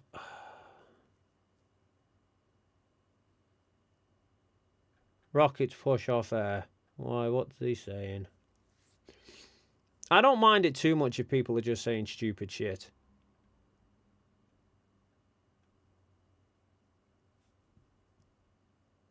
You need pressurized atmosphere with dense air, regardless of oxidizer.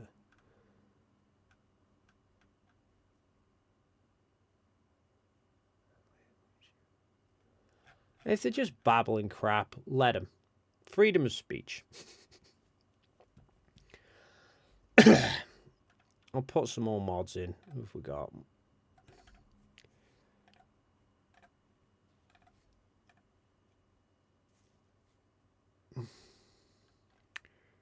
Gary, who were you suggest? Oh no, I think I made Gary's suggestion a mod anyway. Probing time.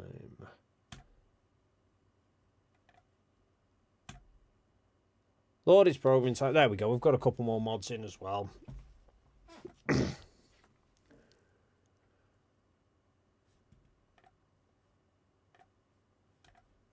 There we go. Have at it. Where was I? Gary Io was a pro photographer from 1988 till 2015. Did weddings, publicity, corporate functions, advertising, fashion, catering. I did Eddie the Eagle, Hofmeister, Henry Cooper, BMW, Mercedes. You did quite a bit then, Gary, to be fair. I know I experienced that.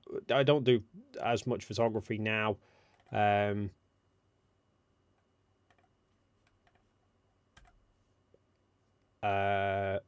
But when I was, yeah, you'd find just you end up doing work for all sorts. It's insane. But yeah, it must have been fun doing. I didn't get any car makers and stuff. It's a shame.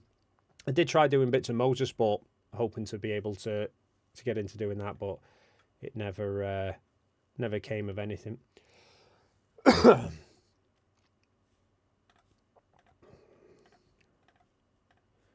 Where am I at here? Derek the Dullard, £5. Could you ever have predicted that in your adulthood you'd spend the majority of your time teaching grown adult stuff you learnt when you're in school? I never thought that I'd end up in this. No. Yeah, I've made Otto a mod as well now. We should have enough to control the riffraff.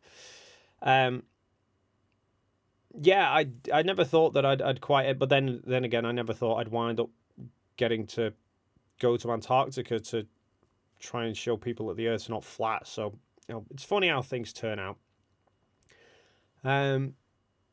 Shane Eastlick, $2 Australia.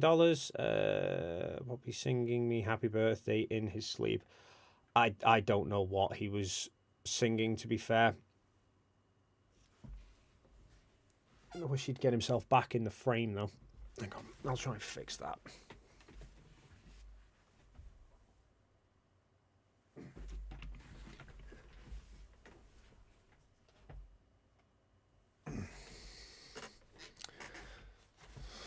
Oh, well, camera's not level.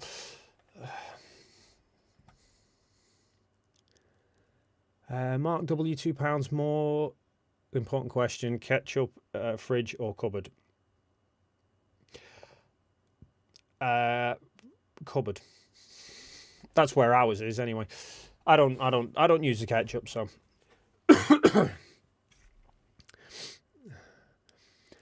Silver for $5 again. Is that Brazilian? I think it is. Completely unrelated to flat Earth. Is there any definition of how many color stops an image needs for a video to be considered HDR? I have no idea off the top of my head, to be quite honest. I imagine that there is, but I wouldn't know any figures off the top of my head.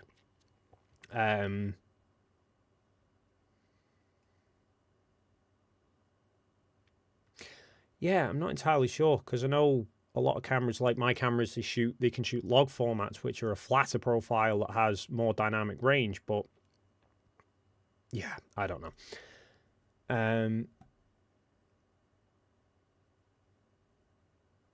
And yeah, I don't know when you say color stops. I don't know whether you mean f-stops like dynamic range or bit depth like color bit depth. I don't know. But yeah, I don't know the technicalities on that one. Gerald Undun's probably the better person to ask for that one. He's much nerdier on those kinds of things than I am. Snow Wolf, $5 quick calc in Google Earth, eye elevation of 2,700 miles to see all of Antarctica. Yeah, might struggle to get a weather balloon that high, to be fair.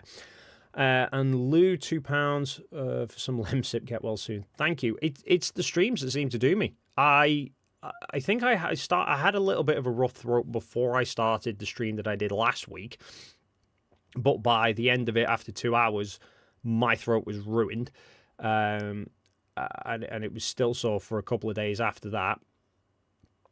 And I thought I was better. I thought I got all over it, and then yeah, it's seemingly rambling crap for another. What have I done here? Another 2 hours now. And my throat's starting to go again, so I'm probably going to struggle to be speaking tomorrow. But right-wing vegan Dave, did you ever imagine you would turn Rusty into an international superstar? I think Rusty turned himself into an international superstar. To be fair, I had very little to do with it. It's funny. He only came into the video, say, by accident. So I might shock the world here, but technically, Rusty's not my dog, because he belonged to my missus, or he belongs to my missus, but she had him before I met her. So when I was doing YouTube videos before we met, and then when we started going out, I was finding myself kind of shooting videos at my house and then going to hers, and then slowly over time I'd spend more time at hers and less time at home, and I was just basically going home to film videos, and it just became a waste of time. So I then started filming my videos at her house when the kids were in school. And obviously Rusty's there. And Rusty just, I didn't, so I was just sat on the couch to film. And he would occasionally just sort of jump on, sit next to me, or just, you know, he started off, he was nowhere near me. I think the first couple of videos, he was just sat across the room. And then he started sort of, he'll just come up and he'd jump on the couch, and then he'd sleep for a little bit, and then he'd get up and he'd walk off. And because this was in a time where, like nowadays, I do actually script my videos so that I don't end up rambling nonsense. But I used to just sort of brainstorm ideas and then just record off the cuff. And it would take me so many takes because I'd forever be changing things. So you'd quite often find that I'd end up making like a big jump cut, and he'd be in one frame and then gone the next. And so many people started commenting about the dog like suddenly just disappearing, or if I filmed a video and he didn't then turn up, people would question where was the dog. So yeah, very quickly he just sort of made a name for himself by just being there. And yeah, and then suddenly it started to become the regular comment of, I'm only here for the dog. Which I still think is the case now. I'm pretty sure that, I don't even know how many people are watching, but I will wager 90% of you are here for Rusty and not for me. I mean, I could easily put it to the test and turn the Rusty cam off and see how quickly the numbers drop, but I'm not going to do that. Dave, take some honey with lemon. That would be helpful for the coughing. I've just had a strepsil. I was hoping that would do it. But a poll. Start a poll. Okay.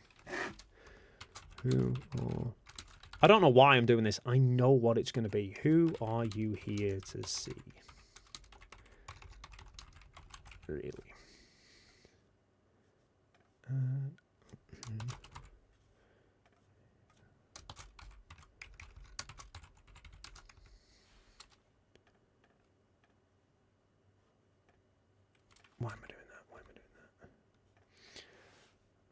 What am I doing? Come on, Dave. Learn to tech. Okay, here we go. Who are you here to see? Really, start the poll. Let's see how quickly this goes. Of everyone is here to just see Rusty. Yep, as expected. I mean, to be fair, if it's less than 90% Rusty, I'll be shocked.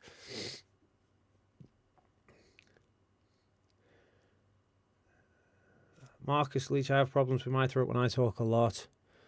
So when I'm giving tech science talks these days, I always have water handy. I've loaded myself up with drinks. The problem is I need to then stop talking to drink, and I don't.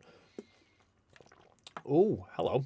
50%, only 50% Rusty. Woof. I'm flattered, and he'll be pissed.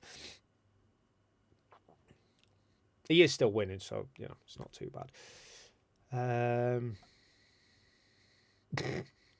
The option should have been Rusty or the guy with Rusty. Yeah. The one who talks or the other one. Rusty is the cherry on the Dave. He literally would be. If I lie down on the floor, he will be straight there in my face trying to clamber at me. 50-50. Are people are just genuine, like, intentionally just trying to keep this even to make me feel? I don't mind. I'm fully okay with everyone just being here for the dog. It's not a problem. I won't be offended.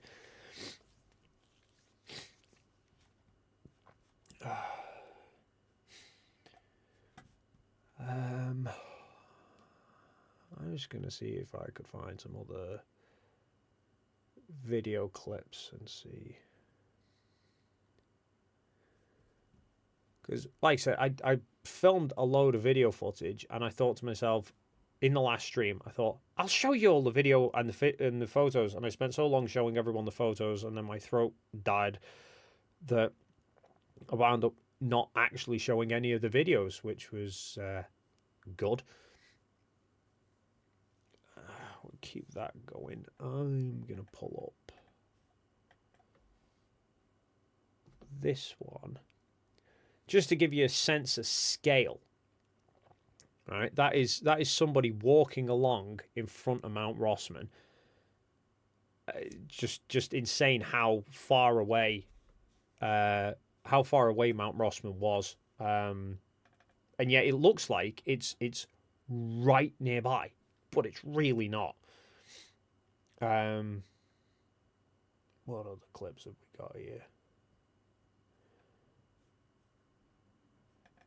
Oh yeah, so this is...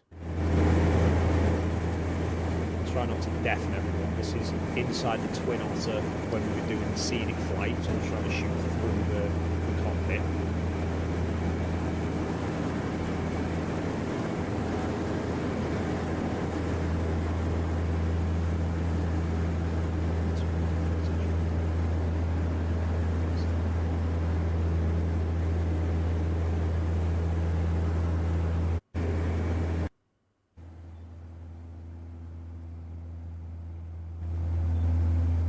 Have you considered that might have been an Amazon studio? It's a very big studio, if that is a studio, to be fair. And the scenery was just insane.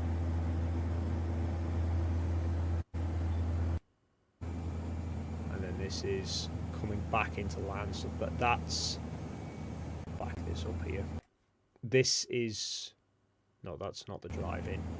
That's the drive-in to the camp.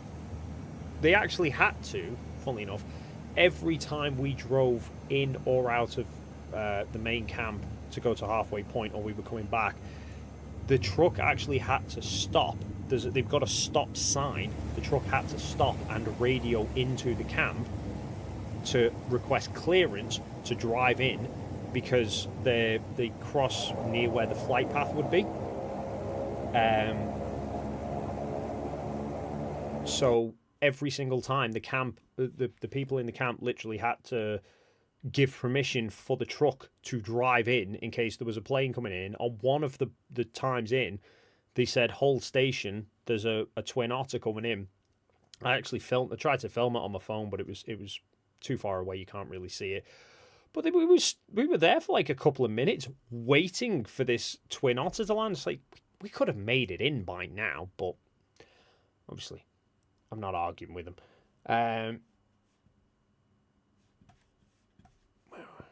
This one. So this is the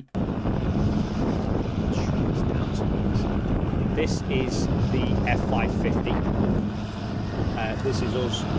We were driving out to the runway, and then we were driving out to the glaciers, which is somewhere off over here that we ended up going to. It's about 12 miles from the camp. But I actually took the opportunity with this to film some footage that I'll be presenting to Jaren at some point, because I noticed there were similarities between the moon landings to Antarctica. In particular, when we get to the camp and they say, oh, that's Mount Rossman, that looks like it's right next to you, but it's 2 miles away, and those mountains over there are 12 miles away. They really don't look it.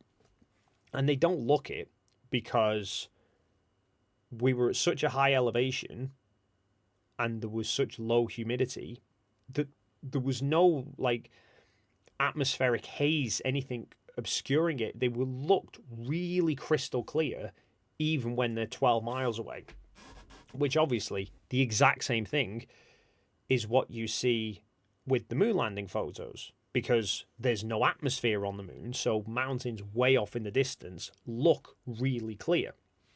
So I was trying to capture that, but also the fact that then the mountains are so far away, there's a little to no parallax shift as you're moving a relatively short distance. So I actually captured like a time lapse. In the F550, they've got a window on the top of the cab that looks over in the back section. They've got a window that looks straight over the cab. So I'll bring this up here. I literally just took a time lapse of photos that I've then put into a sequence. So this is like, I don't know, every couple of seconds I'm taking a picture. So this is 5 minutes of driving over a completely empty glacier. And obviously the mountains off in the distance look like they're fairly close, but they're getting no closer because they are just, in fact, so far away. So, yeah, that was another one that I ended up catching, and I thought that'll be handy to have for future reference, knowing that that's the kind of argument that gets put forward. And then I also did one where I walked around camp with my big gloves, ski goggles and everything on, and I just held... Where did I put my camera? Down here. I just had this camera and I'm just walking around with it sort of on my chest here, just taking pictures with big gloves on, holding it to my chest and composing these photos and taking them exactly like astronauts did, just to show it's not actually that difficult to compose photos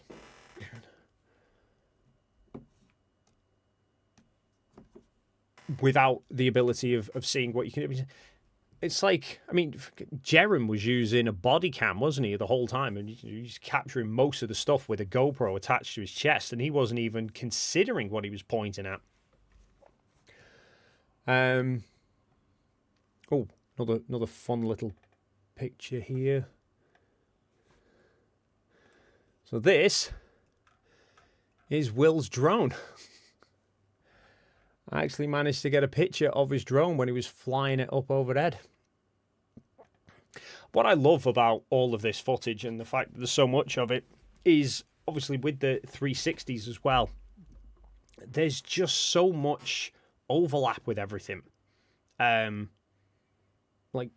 each 360, you can take any of you can take one of Will's 360s like the full video, you can find any single point that happened during the day or during the time there, and you can find it in the Insta360. I've been doing it for bits and pieces. So I went looking for where I've been trying to find like where we were doing the live stream, and I want to show the live stream that actually went out on YouTube and cross-reference it with the 360 as well to show them happening at the exact same time. And I wind up looking on the live stream and seeing where are the shadows pointing. Pick an object, which direction is the shadow pointing? Right, now I'm going to scan through Will's 24-hour video and find where the shadows are at the same pointing in the same direction. You know, from like a tripod off to the corner of the building. Right, okay, there it is. Oh yeah, there's where it happens. Oh look, they sync up perfectly. I think if I had the time and the patience, I'd go through the full 24-hour video and literally overlay every live stream, every picture, every video clip that I took and put them all into one big video and go, here is everything happening. And from multiple videos, like I did, where's my screen share gone? Here. So this is a sync up of my camera time lapse to Will's 360 camera. So that camera there from Will's with mine, obviously two different places, and I sped Will's up to match the frame rate of mine. I sped them both up to the same, because I'd seen people trying to argue that the cloud formations were different between the cameras. It's like, they're really not. The cloud formations are exactly the same in both videos. And then you go, oh, the sun's changing shape. But the sun doesn't change shape at the same time between both cameras, which proves it's not the sun changing shape, it's the camera causing the shape to change. So, yeah, if I had the patience, I'd go through and overlay every single bit together, just to make one long video. But I don't have the time to do that at the moment. I'm not sure I have the patience to do it anyway, but... And, oh, here we go. Tell you what, just for... Where is it? While I'm here anyway, I'll bring this up. Just so it's on public record. Because I know Flatsoid doesn't believe anything.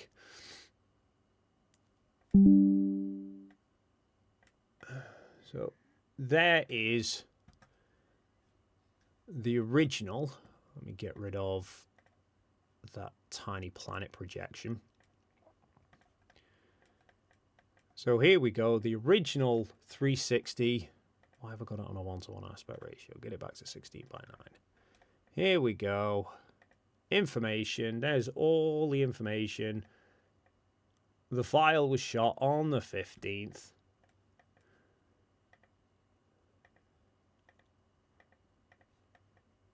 Yeah, there's the sun beyond Mount Rossman. Still not setting, still not setting, still not setting. No signs of any studios. No sign of any Unreal Engine renderings or any such thing like that.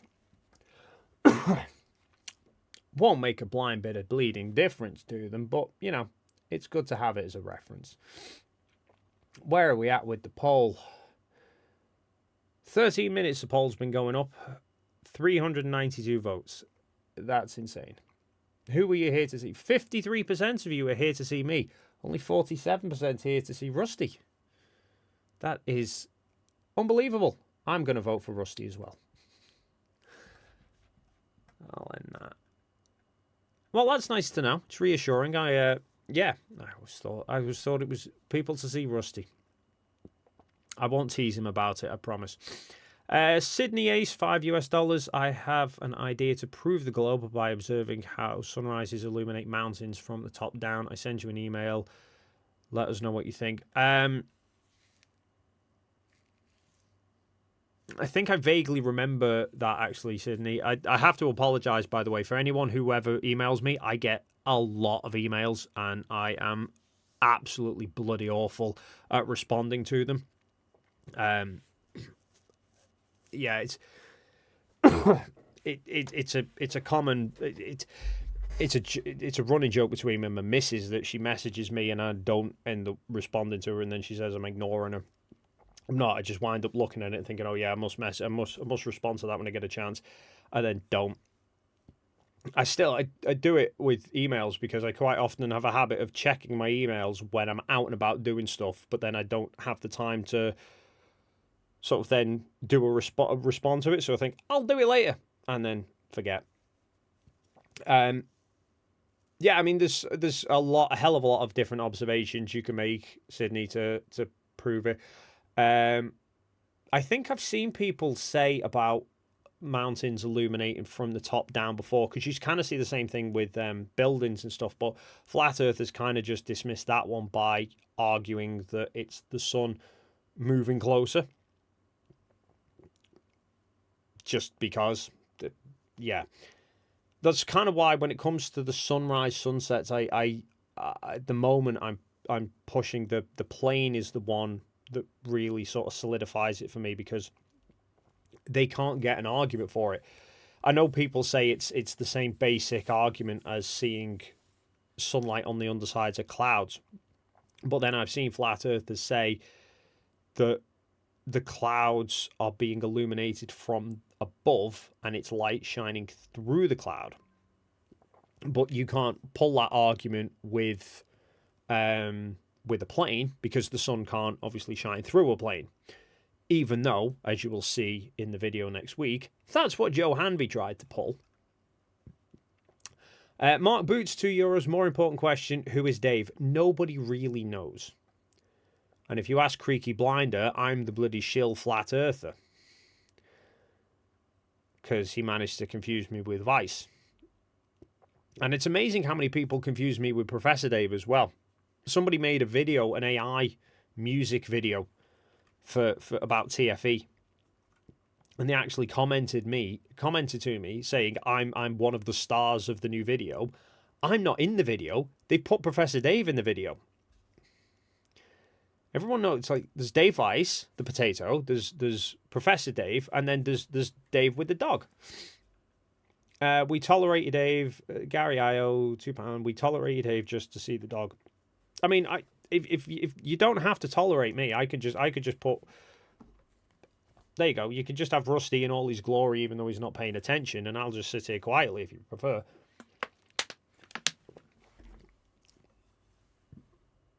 Are you sulking? I think he might be sulking. I think he saw the poll. Megalo for 50 check. Hey Dave, just here to show appreciation again for your work. Came back from a ball prom thing. Say hi to Rusty from me and take my money. Well, thank you very much, Megalo. And Rusty, Megalo says hi. I tried. Shane Eastlick for $2 Australian. Rusty's not your dog. The McKeegans are his homies. Yes, he does seem to think he rules the roost at times, to be fair. It's past Rusty's bedtime. It always seems to be past Rusty's bedtime. He does enjoy his sleep. There is more than... No, there's one more Dave. There's lots of Daves. There's Sovereign Soul as well. There's too many Daves.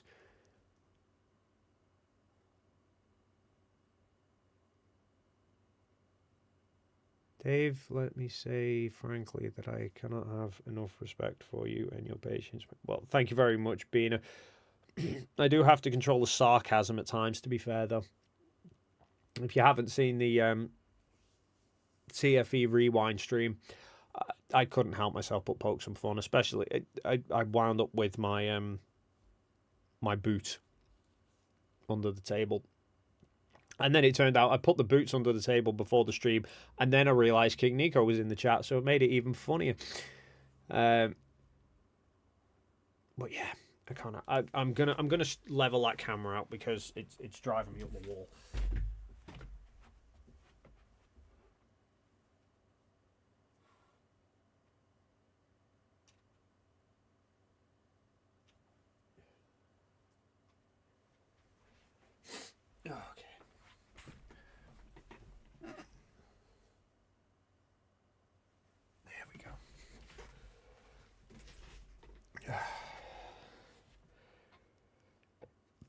Oh, God. Level Dog Observer, don't you dare. It's a demonstrable furball.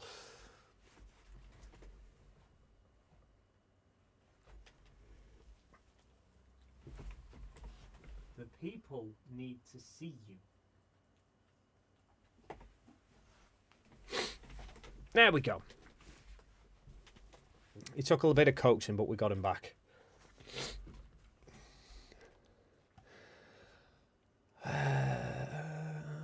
Bazaben, $2 but no message. Nothing in the chat either. Thank you very much, Bazaben. And Bina Ejazi for £10 but no message. Thank you very much, Bina. Gary Io, you need to do more debunking live streams. You rock. Thank you, Gary. I don't know where to. So I don't know where to stand with the live streams. I want to do obviously more live streams, but I tend to try and. I'm a bit worried about, do I do debunking live streams, because one, they then go on forever, which is great if you're sort of here now engaging with it, but obviously if you're watching it back at a later date, it can kind of drag on a little bit for finding the information, which is generally where doing videos is better, because you can keep them focused. Plus, doing the videos then allows me the opportunity of doing the animations and creating demonstrations that kind of fit in with it and show everything a bit better. So I'll try and do a mix and match maybe. Plus, if I do a video rather than a stream, I can plan everything out. I can script what is required, what I need to say as I need to say it, and then my throat doesn't go through sort of 2 and a bit hours of constantly talking and feeling like the way I am now. So there's pros and cons to both.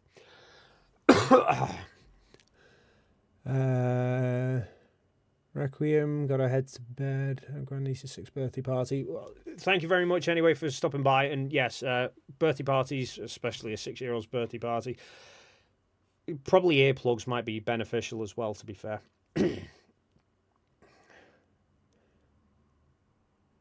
William, here's a name for your new live stream, Dave and Rusty Live. Yeah, or Rusty and Dave Live. Or McKeegan and Rusty Live. Or the dog and the human. Is everyone still arguing? Is Rocket's push off air still arguing with everyone, even though he's wrong? FE map was around before the globe. That's interesting, because Flat Earth don't appear to have a map at the moment. So the Flat Earth map that doesn't work was around before the globe. Curious. Baza Ben, $5. Have you ever done a deep dive on the original Sperry Gyro Compass, a direct Flat Earth killer? I have not, no. I could probably put that onto my list of 101 other things that I need to go and look at some point. It is funny, I do keep trying to see different things, and I mean, there's so many different things that are just globe killers, that flat Earth killers, because they're obviously functioning more around the globe. But I try and find ones as well that not just the globe killers, but ones that can relate day to day to people. Because obviously they can relate to it a bit better. Again, that's the one with the plane, the light on the underside of a plane. I've seen a couple of people who that has sparked something in their mind to make them realize that the Earth must be a globe, because it's something most people see quite regularly, but they've never considered. The underside of a plane lit by the sun must be below the plane. Can't do that on a flat Earth unless the plane is physically higher than it. Lead them, globe killers. Yes, I did say globe. I can't believe it. Steve, the body language expert's going to be having a field day with that one.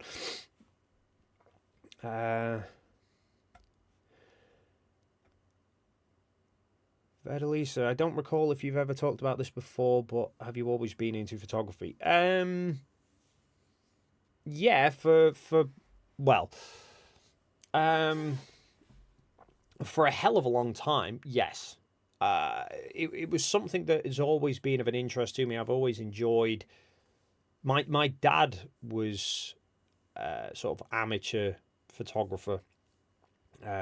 Would often play around. I remember he had all film cameras and used to play around with it. In fact, I have got, I think it might be in the cupboard. I will get you the first ever camera that I owned.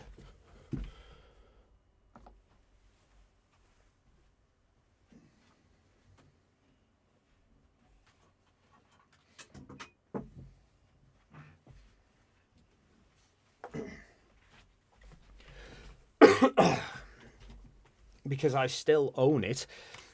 This is my first ever camera. Talking of planes, that's where the little viewfinder bit was, and then the front falls down, and I think it was that button for taking a picture, and it was a little film cartridge would go in there.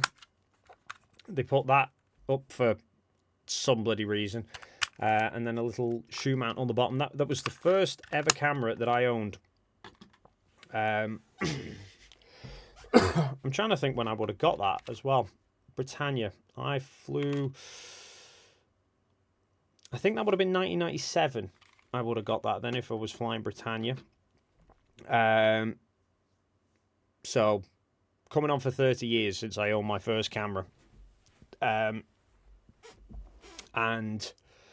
So yeah, just sort of taking pictures has always been an interest of mine, and then I found I liked taking pictures and looking back, being able to look back on old pictures I've taken and just sort of reminisce on them, and it kind of grew from there really. But in terms of the going down the road of really thinking about photography as a focus, if you like, the pun, that didn't come about until quite a few years later, when it started off where I had a job coming out of school. I had a job at a rather well-known fast food chain while I was going through uni. And somebody that I worked with was doing a media degree, so was often making videos. He was wanting to make his own like YouTube videos, comedy videos, and he needed people to help out with that. So I started sort of helping him, going around and filming and helping him, and I found that I had a bit of a knack for sort of the composition of shots and setting the cameras up, multiple cameras up. I think I'd been sort of subconsciously paying quite a bit more attention to, when watching films and TV series, subconsciously taking on board the camera work that was going on. So when I then started helping him, and it kind of all started to sort of starting to sort of become useful for me. But then we started running into things of like, we were shooting with little Sony Handycams, like tiny little camcorders. So they had no background. They could produce no real shallow depths of field. There was no blur to the background with them. And I didn't know why. Didn't understand what the deal with it was. So it was sort of from there that I then started delving into the physics behind it all, of why do you get depth of field and how do you produce it. And then that started me down the road of then buying a DSLR, because I realized that I needed a camera with a bigger sensor to get it. So I bought a DSLR, and then I started playing around with that, and then that kind of stemmed from shooting video into going into photography, and then here I am now back going into video. So yeah, it goes all over the place, but it's really handy information to understand at times, especially when it comes to seemingly, who knew that knowing about how cameras and photography worked would be useful for showing what shape the earth is. Oh.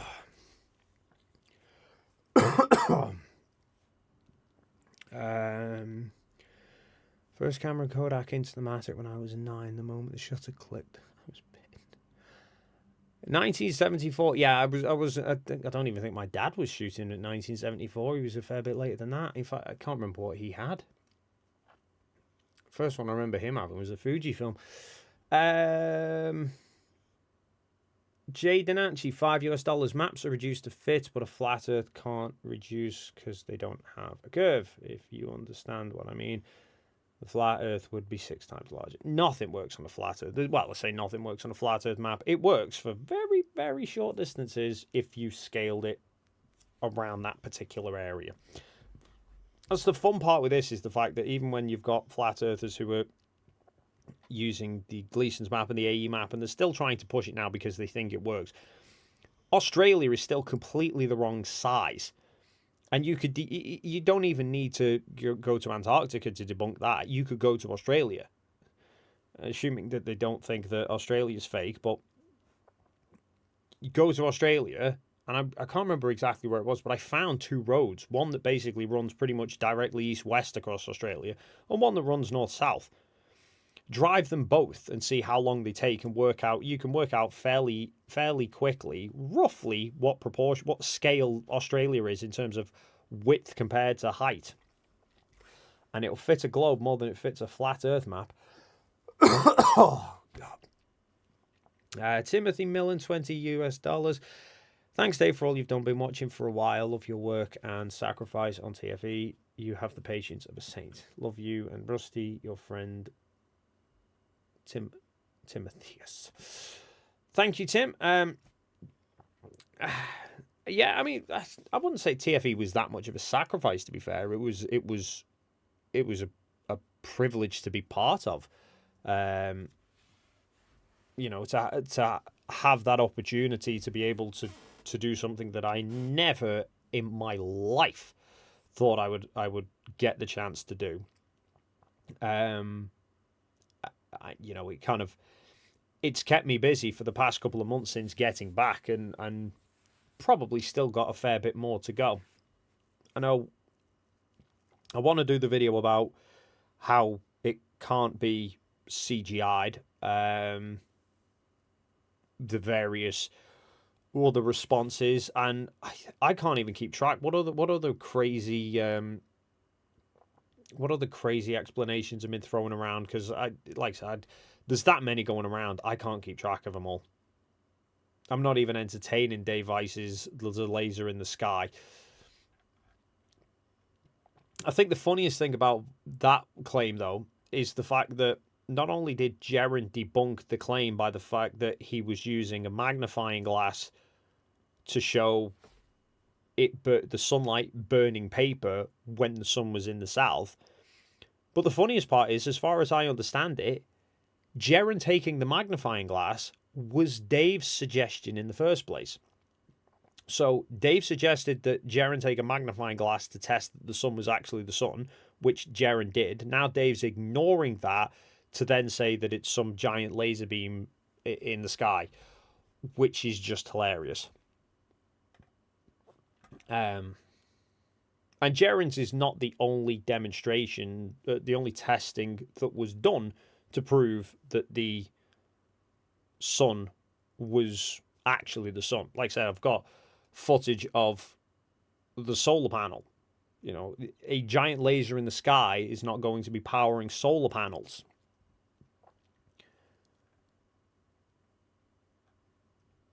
And then, in fact, I'll even show another little test that I did. So here you can see, so that is the side of a truck with the sun reflecting in the window, and that is the sun in the sky. And then that is a polarizing filter. I can try to set it up. Here we go. So there we go. CPL, circular polarizing filter. So it polarizes light. And is this the right clip? I might be playing you the wrong one, actually. Let me pull this one up. Yeah, I had Toon filming me for it, so where did I get it? Here we go. So I had Toon filming me on seemingly now 2 cameras. I'm talking over this at the same time, but I'll mute it.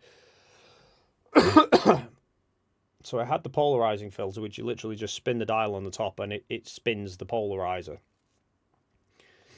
And if you hold it up to a reflection of light and you turn it, it cuts away all of the reflection. That's what a polarizer does. That's literally what they are used for in photography, is cutting glare from reflections.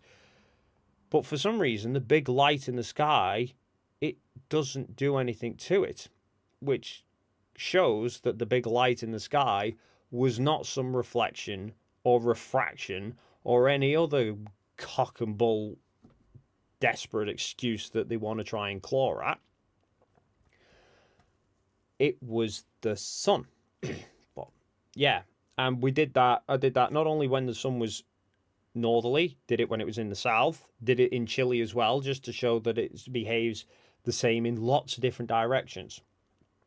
So yeah, and any explanation or excuse from a flat earther that involves it not being the sun or it being a reflection or refraction doesn't work.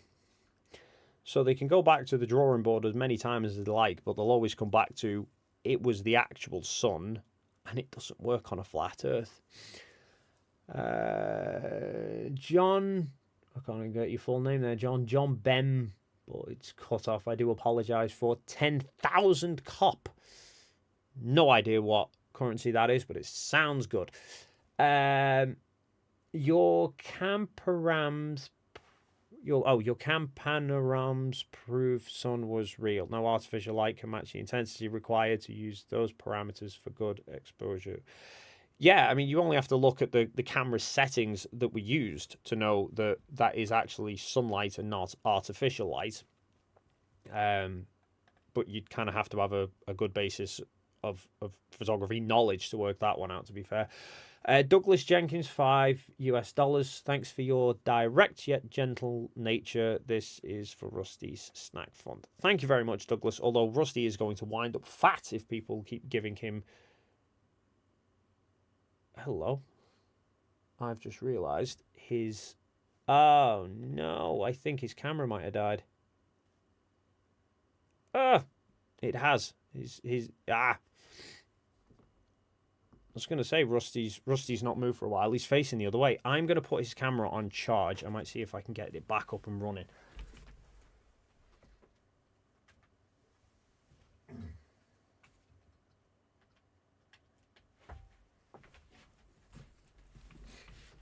Yeah.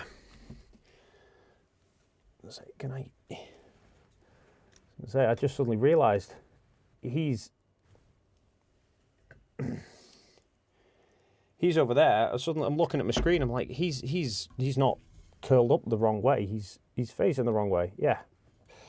Sorry, the camera that I had set up for him seemingly has gone flat, and I hadn't realised. So, note to self: I need to get a dummy battery for it to go like this. This isn't actually on a battery. This is on USB power. But that camera, it can charge through USB. Through the USB port, but it needs the USB port for connecting to the computer. So, yeah. Oh, in fact, what am I doing? I spend so much time on with cameras. I just think I've got another battery.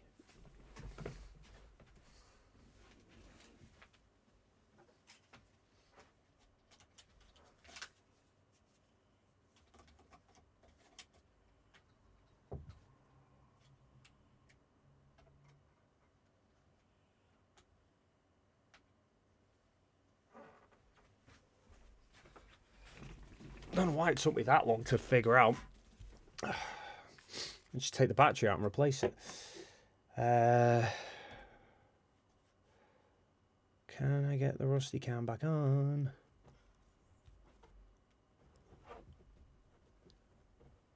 Hey, we're working again.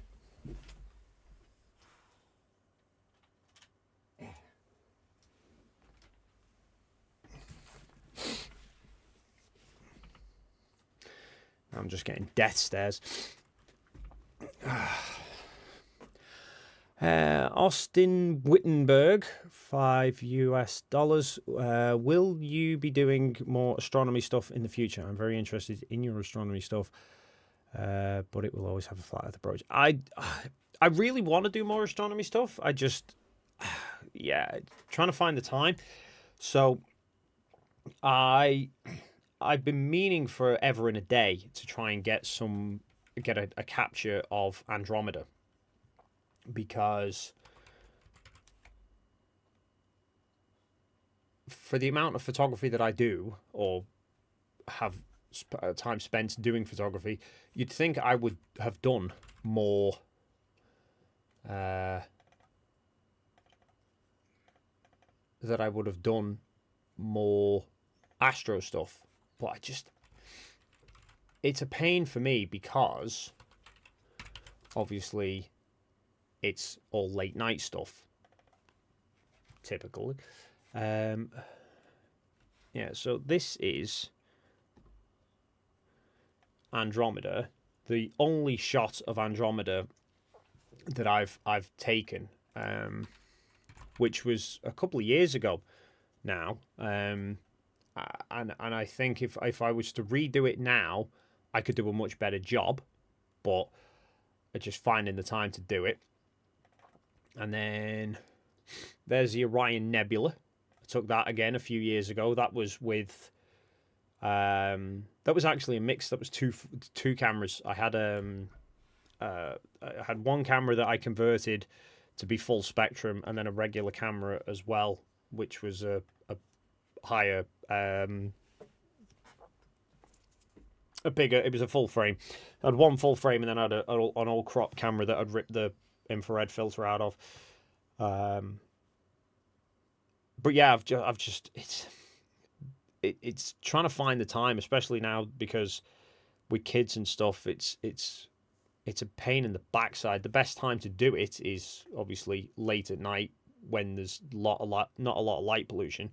I'm surrounded by lights, so I'd need to then travel off somewhere to get the best results, but then that takes a lot of time, and it's, yeah. In fact, just since we're on photo sharings and that, I'll bring up this one. This is one of my favorite ones that I took, and I took this in Ireland, at a place called Monet Castle. So there's this is a path that's just, the castle's sort of, it's ruins, and it's behind the camera, and this is just like a gravel path that leads up to it with these railings down the side. So I set up just like a little light panel wedged up against a little pile of rocks at the bottom of the path, and I hadn't even anticipated the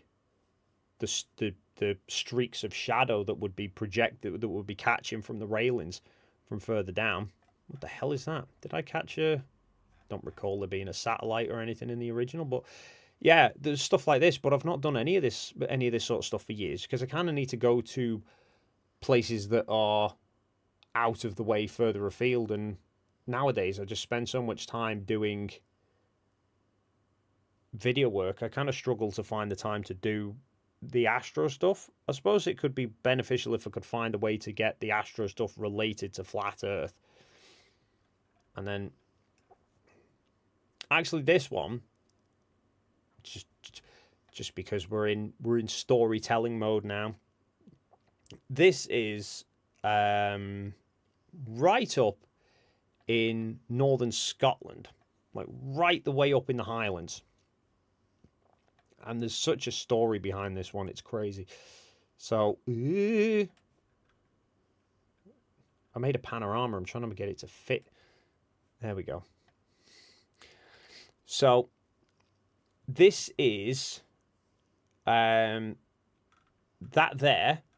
I had no idea that was Andromeda at the time. Didn't know what the hell it was. I just thought it was a smudge on the pictures because I couldn't see it by eye. It was only when it was on the camera that I could work out what it was. I can't remember when this was taken. You'll be able to work it out. I'll tell you when it was. It was whenever there was a solar eclipse that passed off. Totality was off the northern coast of Scotland, because I drove up there and stayed up there for a couple of nights to get the solar eclipse. The solar eclipse was going to be on the morning that I was driving back. Got up there and bumped into the Northern Lights were there. That was the first time. This was the first time I'd ever witnessed the Northern Lights. They were just way off in the distance, and I got these photos, and I picked up Andromeda completely by mistake, like kind of by accident. So, no, not 2023. I think it was like 2018. See if I can find it. No, well, I've got the original file as 2020, but I'm pretty sure it was way before that. It was like 2017, 2018, somewhere around there. So yeah, I'd gone all the way up to the northern end of Scotland, like 6-8 hours drive, something like that. Stayed up there for a few nights because I wanted to get the solar eclipse, which was on the morning that I was then driving back. It was going to be solar eclipse, capture that, then drive home. I'm set up, I'm waiting, sun's right there, got my camera set up, beautiful landscape, the hills and everything in front of me, perfect. Moon starts moving across, and then the clouds roll in. Completely bloody overcast. Before I think I got like a partial eclipse, a partial view, and then the clouds just rolled in, and I couldn't see a damn thing. And all I could see was literally, it just became overcast. And I could tell when it was nearing totality because everywhere went dark, but you couldn't actually see any of it. And then I just had a load of people from back home, back around here, taking pictures of the less, obviously not seeing as much of the eclipse in terms of totality or total coverage. But they actually saw the whole eclipse, and they're posting all these pictures on Facebook. It was like, I've just drove 8 hours north to see the eclipse and seen less of it than I would have done if I'd stayed at home. But I got to see the Northern Lights, so it wasn't too bad. Coffee fan, $5. Everyday astronaut dropped a moon moon hoax debunking video. You two should do a collab or a live stream. I would love to do some work with Tim. I'm probably too small fish for him, to be fair, though. I've not watched the whole of that video. I did leave a comment on it, though, because I did see bits and pieces of it. I know he's been working on that thing for months. It's I know it's going to be an amazing piece, but I've not seen all of it. But what I have seen is incredible. And yeah, I'd love to get to do some work with Tim, but I don't think I'll get a chance to. Babi Ali, 2015, I think it would have been. Yeah, I knew it was somewhere. I knew it was a while ago. So yeah, 10 years ago. So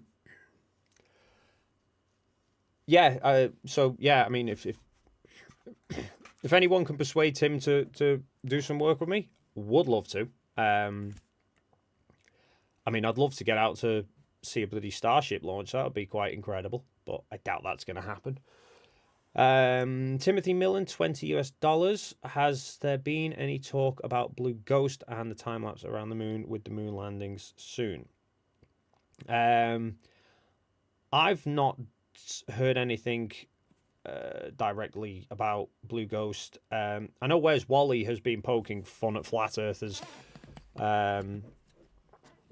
regarding the Blue Ghost footage that's been coming out now, or at least he wants to be poking fun at them, because obviously it's really high resolution. I'm waiting to see what goes on with it, because it's obviously not landing yet. But yeah, I'm just keeping an eye on it. But I can't. I'm looking forward to a day when they put a lander somewhere near one of the Apollo landing sites. That'll be a fun time. John Baxter, $5 Australian. You need to put Rusty Cam on the other side of the screen, so when you look over to him, you see him on the screen as well. I could probably try and rearrange the screen. I need to rearrange the screen here. I might end up just messing everything up here, but we'll see what we can do.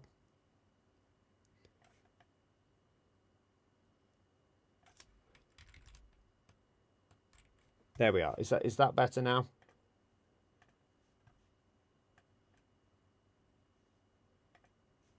Is that updated? What? Why am? There we go. There we go. Just for you, John. All sorted. The only problem is that is now going to throw you. Is it that one? I need to swap that one around as well then, don't I? I don't really use that one anyway. I'll keep it on this. It's just going to throw me now because when I go to that one, I've got the chat on the right-hand side and then the chat's going to be on the left-hand side. It's too confusing with It's why they say you never work with kids or animals. Excuse me. Timothy Millen, $20 again. Thank you very much, Timothy. Are you going with Will to the eclipse in Egypt? I don't know, is the short answer. I would love to, but I don't know if I'm going to be able to. I mean, there is no way that I'll be able to just go to Egypt by myself. My missus would kill me. I mean, she was pretty much ready to throttle me when I left for 11 days to go to Antarctica, so she's not going to let me go to Egypt without her, because Egypt's one of the places that she wants to go to. She doesn't like the cold. She's not asked about going to Antarctica, but she definitely wants to go to Egypt. So maybe we'll try and go there. I don't know. But I had a look because the path of totality actually goes over Gibraltar as well. And Gibraltar would be far easier for me to get to. Plus, I can speak the language as well. So, I don't know. Gary Iowoohoo just worked... What's that? Just worked Asia Tick Russia on 10.136 megahertz. Not quite working. I think sleep's hitting me, Gary. I'm not quite getting that one. But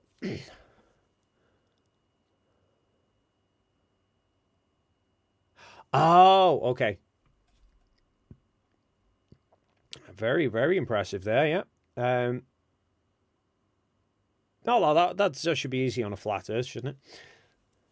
You put it at 20. Should be able to put it at much higher frequency than that. There's nothing on flat Earth to get in the way, is there? Yeah. Okay.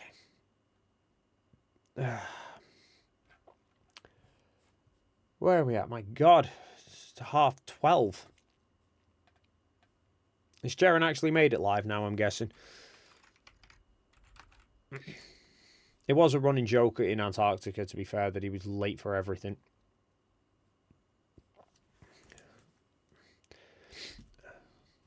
In fact, I probably should have planned ahead because I could have put his intro music on my phone, and then we could have just, like, when we were stood in reception waiting for him to turn up, we could have just been playing his music. Although I also really wanted to put Etherically Displaced as my ringtone, and then have somebody phone me when I was around near Austin. Just because.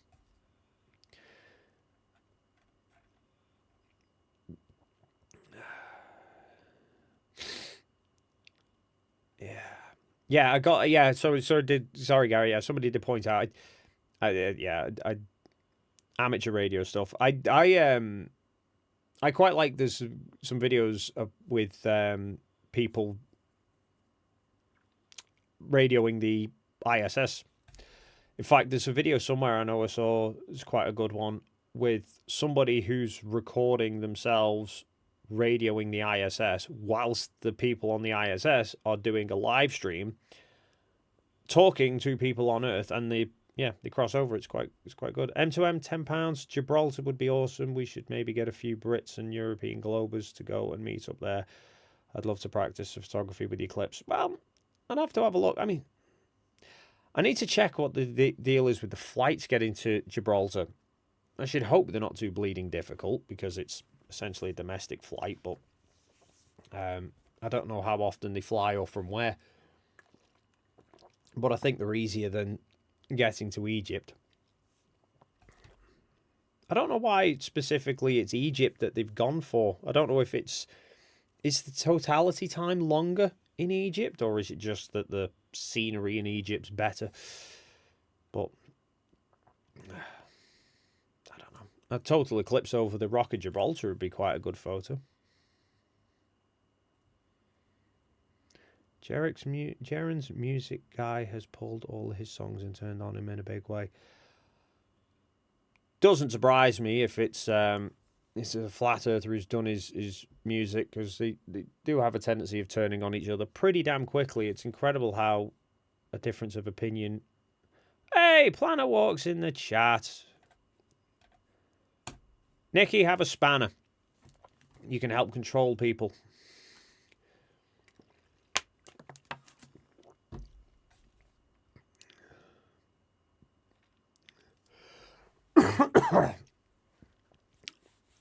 I have to thank Planet Walk. She helped an awful lot with getting all of this stuff working, because I'm using OBS software because you don't have to pay to stream with it, but it's just a bit of a nightmare to try and set up. And it started to get into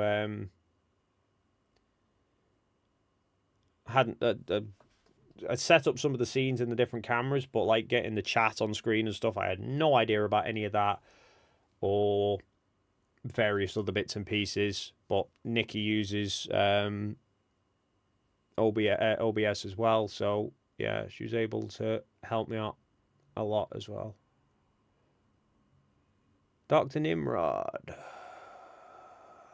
Doggo wants human to be doing snugglings. He probably does want some snuggles. I'll go and give him some snuggles.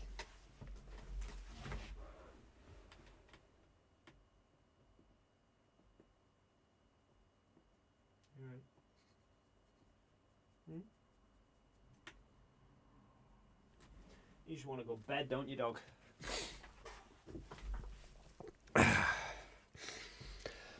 I do appreciate that, you know, Rusty can be quite polarizing. It's quite funny that there's some people who absolutely adore Rusty being there and the Rusty cam and everything. And then there's other people who are just like, oh, enough with the dog, enough with the dog. All I will say, if it's each to their own, you know. If you're really not a fan of Rusty, just press Control W. It makes him go away.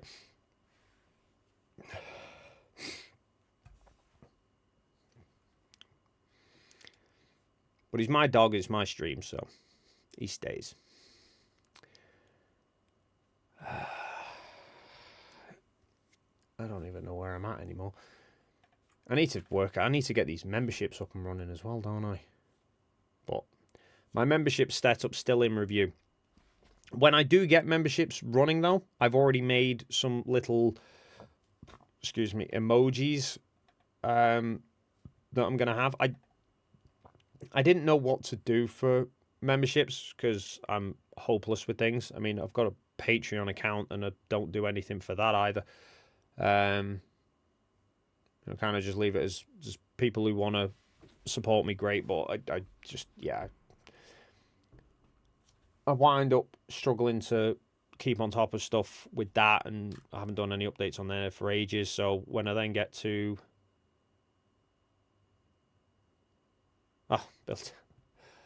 Thanks, Bill. I've only caught the first part of you. Yeah, Bill Tetley, $5 US. Just joined the stream and you sound like hot garbage. Hope you get better soon. I only caught the first bit, and I thought you were just coming in and paying me $5 to abuse me. But yeah, I appreciate that, Bill. Yeah, I was feeling fine at the start of the stream. And then yeah, I think just I've been talking too much.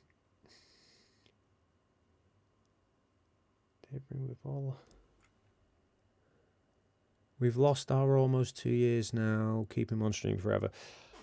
I dare not do a bloody membership stream like Craig does, because, well, Craig went through enough punishment for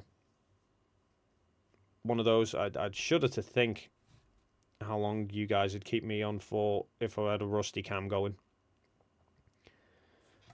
What was I doing? I was going to bring up the little emojis just to show everybody. Problem is I can't remember where I put the damn things, which is good. Oh, here they are. Right.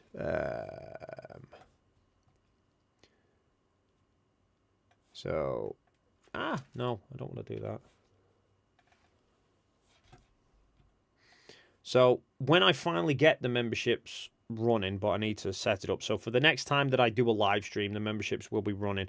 So, this is one of the emojis that I'm going to have in place. Is a Rusty. And then there's going to be another Rusty emoji.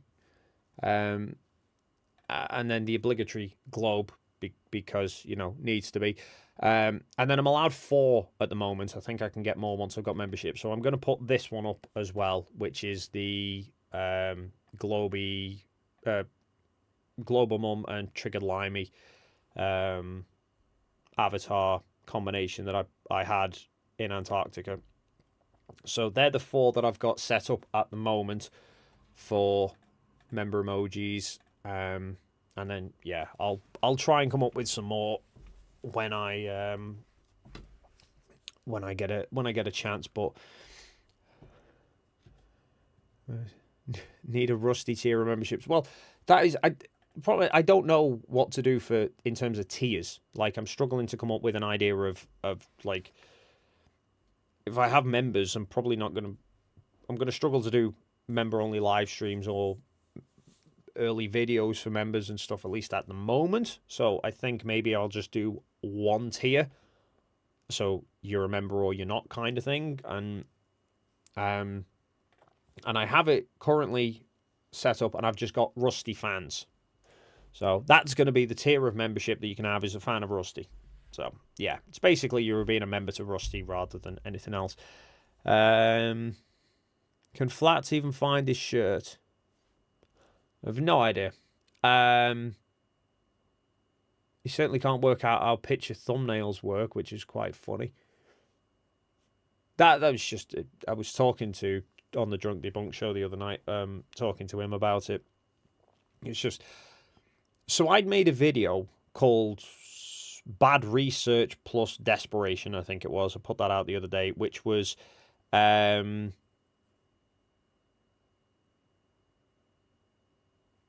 my train of thought. Oh yeah, so it was looking at how flat earthers will scrutinize every single frame of a video from a from the globe side, won't bother to cross-examine anything that they're looking at. They will just pick a flat earth related video and just nod and agree with it all.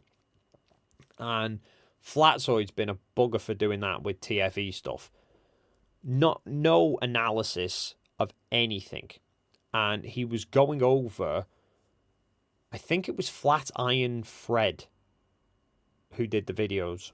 Did a video called Dave McKeegan's Dazed and Confused or something. Because he seems to think that setting an EQ mount up in broad daylight is apparently very easy. And that he can't comprehend that I might forget to copy 2 folders from a memory card rather than only 1 and not realize after God knows how much of not sleeping. So anyway, he'd been analyzing all of the Google Drive photos that I put up, all the solar photos, and claimed to have found these anomalies, which isn't anomalies, it's Class A being a dumbass, because he seemed to think that there was 8,000 photos missing because they ran from number 196 to 8,000 and something, just a sudden jump. It's like, no, it started at 8,000 and something, ran through to 10,000, then started again, like I explained in the video. But anyway, so Flatzoid just jumped on this video and started harking on, oh yeah, blah, blah, blah. Realized that, saw that the photos were taken, some on the 14th, some on the 15th, some on the 16th, and immediately started claiming that I'd shot them over 3 days and that it's set in between. I hadn't. I'd shot them over 24 hours, and there was a couple just before midnight on the 14th rolling into the 15th, and a couple after midnight from the 15th rolling into the 16th, but most of the pictures were on the 15th. Flatzoid never bothered to check any of that. He just went straight into this babble of I've faked it all by shooting it over 3 days. It's funny that the moment I commented in his live chat at the time and said, you might want to check all of that yourself first, he immediately, yeah, of course I'm going to check all of that after he's been making all of these claims. But I made this video highlighting that there's no analysis before they start jumping into making all these conclusions. Well, then Flatzoid started doing a review of that video of mine.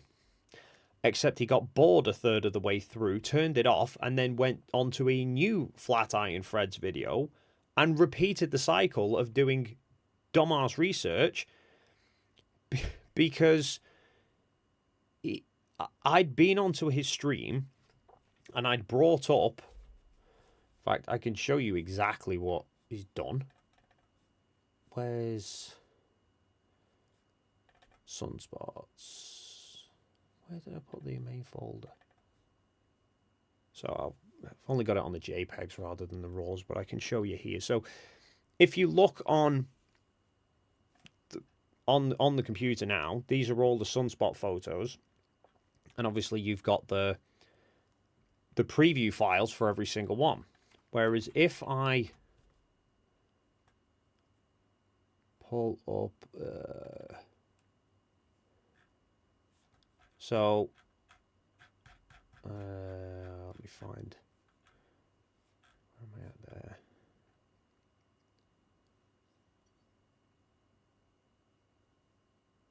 Zero, one, there, right in the middle. So, all right, so you can see there, sort of DSC01, those ones, right? Well, if you bring up the Google Drive folder, right, this is what you see. So they're going on straight away of, oh, look. So when it gets down to like the ones later on where the sun started to get cut off, when you look at the Google Drive folder, the sun starts getting cut off in the Google Drive folder previews quicker than the ones that I showed on the screen, because the thumbnails from the memory card on Windows are showing the full preview.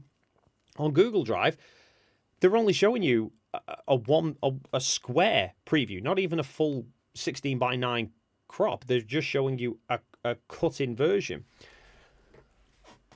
Doesn't take long to work that one out, that the previews are not the full image. All you have to do is open the Google Drive image to see it. No.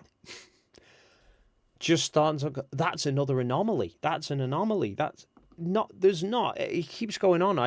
We're just after the truth. There's just these anomalies. There has not been a single anomaly that any of them have found. There's just been stuff that they don't understand. But I have explained to him numerous times over. I've said to him outright, I said to him on the stream with FTFE, I said to him when I went on the stream again afterwards, I'm an open book. I've got nothing to hide with this. Anything he thinks doesn't make any sense, he's got me on Discord. He could message me and ask me outright.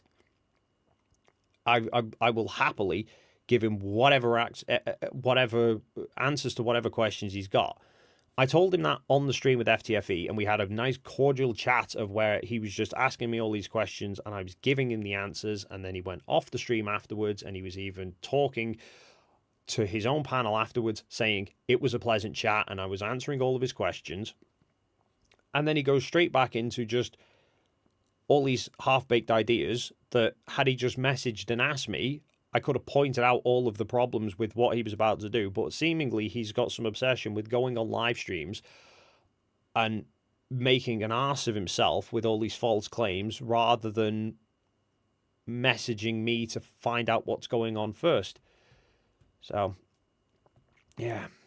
Gary, I have a video on my channel receiving the ISS. Oh, I will have a watch of that at some point, Gary. Oh, my giddy. Riggs for £50, but no message. thank you so much. And then Bew Falcon for $50 but no message. You two guys are amazing. And just for you two, everybody else don't look, but just for you two, you can have the full Rusty cam for a second while I have a quick drink. Lots of treats for you, dog.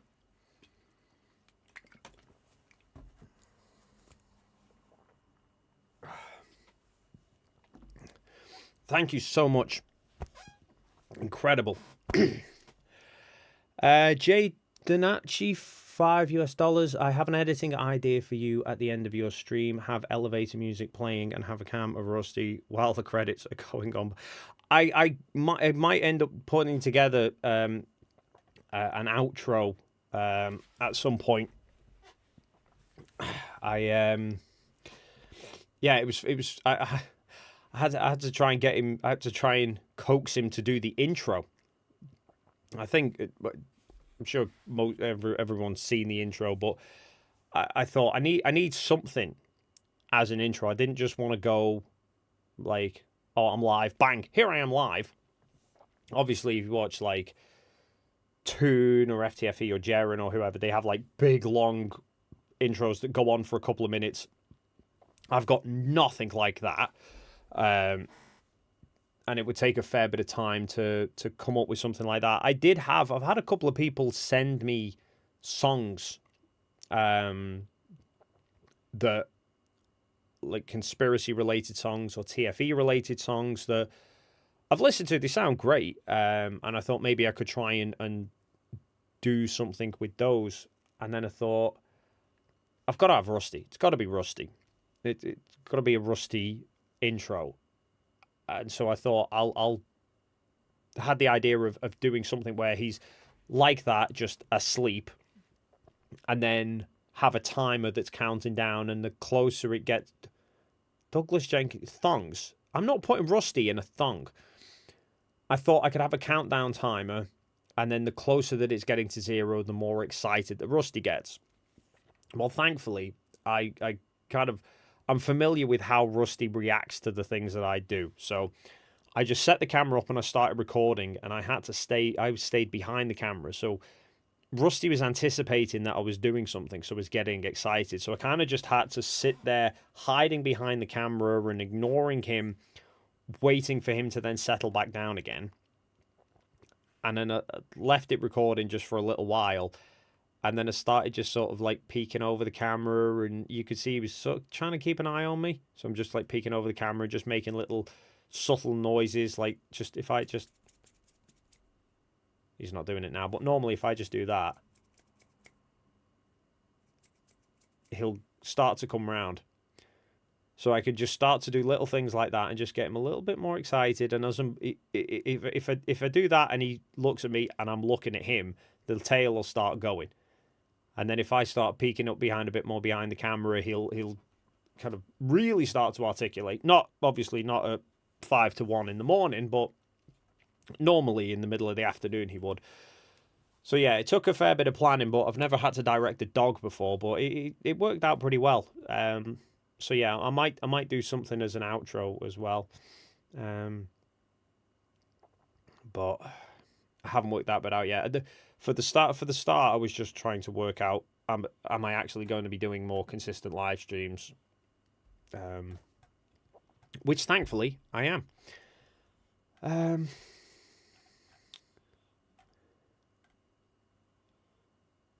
Patricia Everett, I deserve 1 million subs on the channel.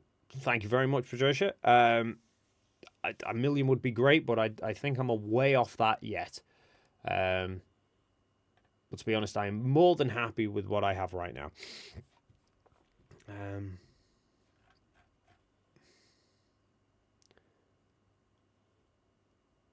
The long intro is to allow us to watch the ads. I don't control the ads. YouTube shoves them in. I could make it longer. I could probably try filming it again and make it like 5 minutes of Rusty. I mean, like I said, I could just do that and just leave that going for till tomorrow morning. Although the problem is, if I walk out the room, he's coming with me.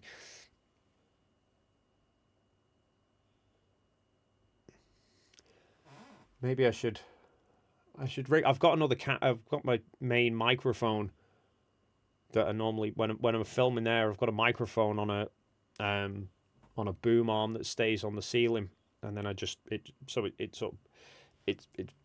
pivots to the wall, so it's up out the way, and then I just drop it down so that it's in front of the chair, and then it's got a cable that runs into the camera that I usually film on. So maybe I might try rigging a second camera up, and you can hear him snoring, because he is at the moment.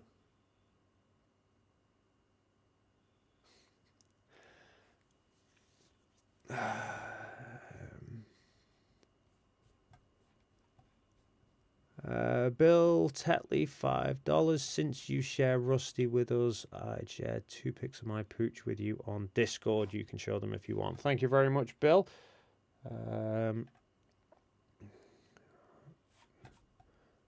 Where is my Discord? I never go on Discord. I've got Discord, and I never really go on it that often. So I usually go on and then find that I've just got like a load of outstanding messages that I need to catch up on.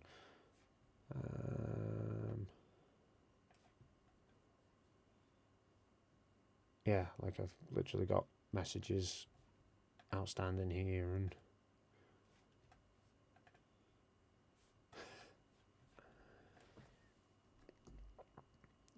love it, Bill. Absolutely love it. 1 year old. I think Rusty's like 10 now. He doesn't do hats either. Rusty doesn't do hats. Obviously, your dog does, but yeah, that's gorgeous.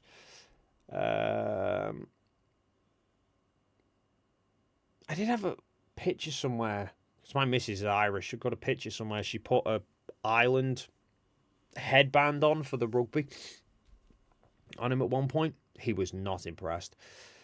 Gary, you should go check it out. Go to about 6 minutes in and hear the audio from the ISS.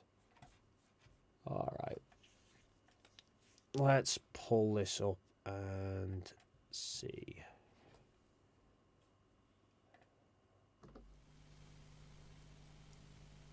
6 minutes, you say?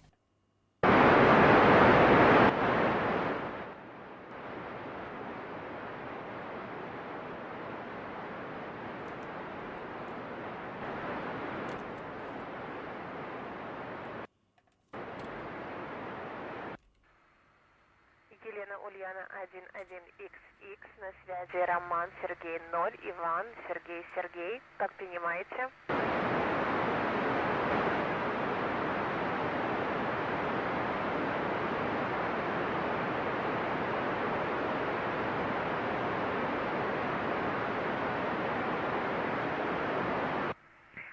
Слышу вас хорошо, рада приветствовать. Белорусский государственный университет города Минска. Меня зовут Марина Василевская, я веду радиосвязь с Международной космической станцией. Как принимаете? That's impressive, Gary. Yep. I did consider at one point, actually, I thought, not doing radio, but I'd seen examples where you can get you can download information direct from satellites. So I was going to contemplate trying to get the stuff to do download off a geostationary satellite, you know, as another way of proving to flat earthers that the Earth's a bloody globe. If I can get some pictures from a geostationary satellite, but I think I struggle to get line of sight to geostationary from where I am. Dr. Nimrod, when you say Irish, the other Irish, not your Irish. Democracy and Joy, did I miss anything important? Not particularly. Earth's a globe, that's about it.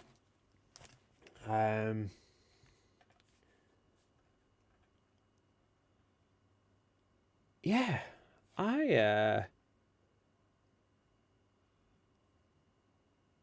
KK Dave, when did you first learn about flat Earth?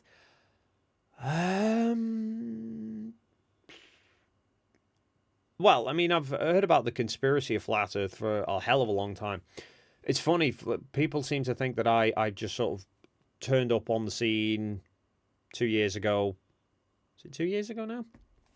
Whenever I started, that I just sort of, oh yeah, I'm just starting on flat Earth now. And the reality of it is, I wasn't. I was arguing with people on Facebook about flat Earth 2018. Before that, I think.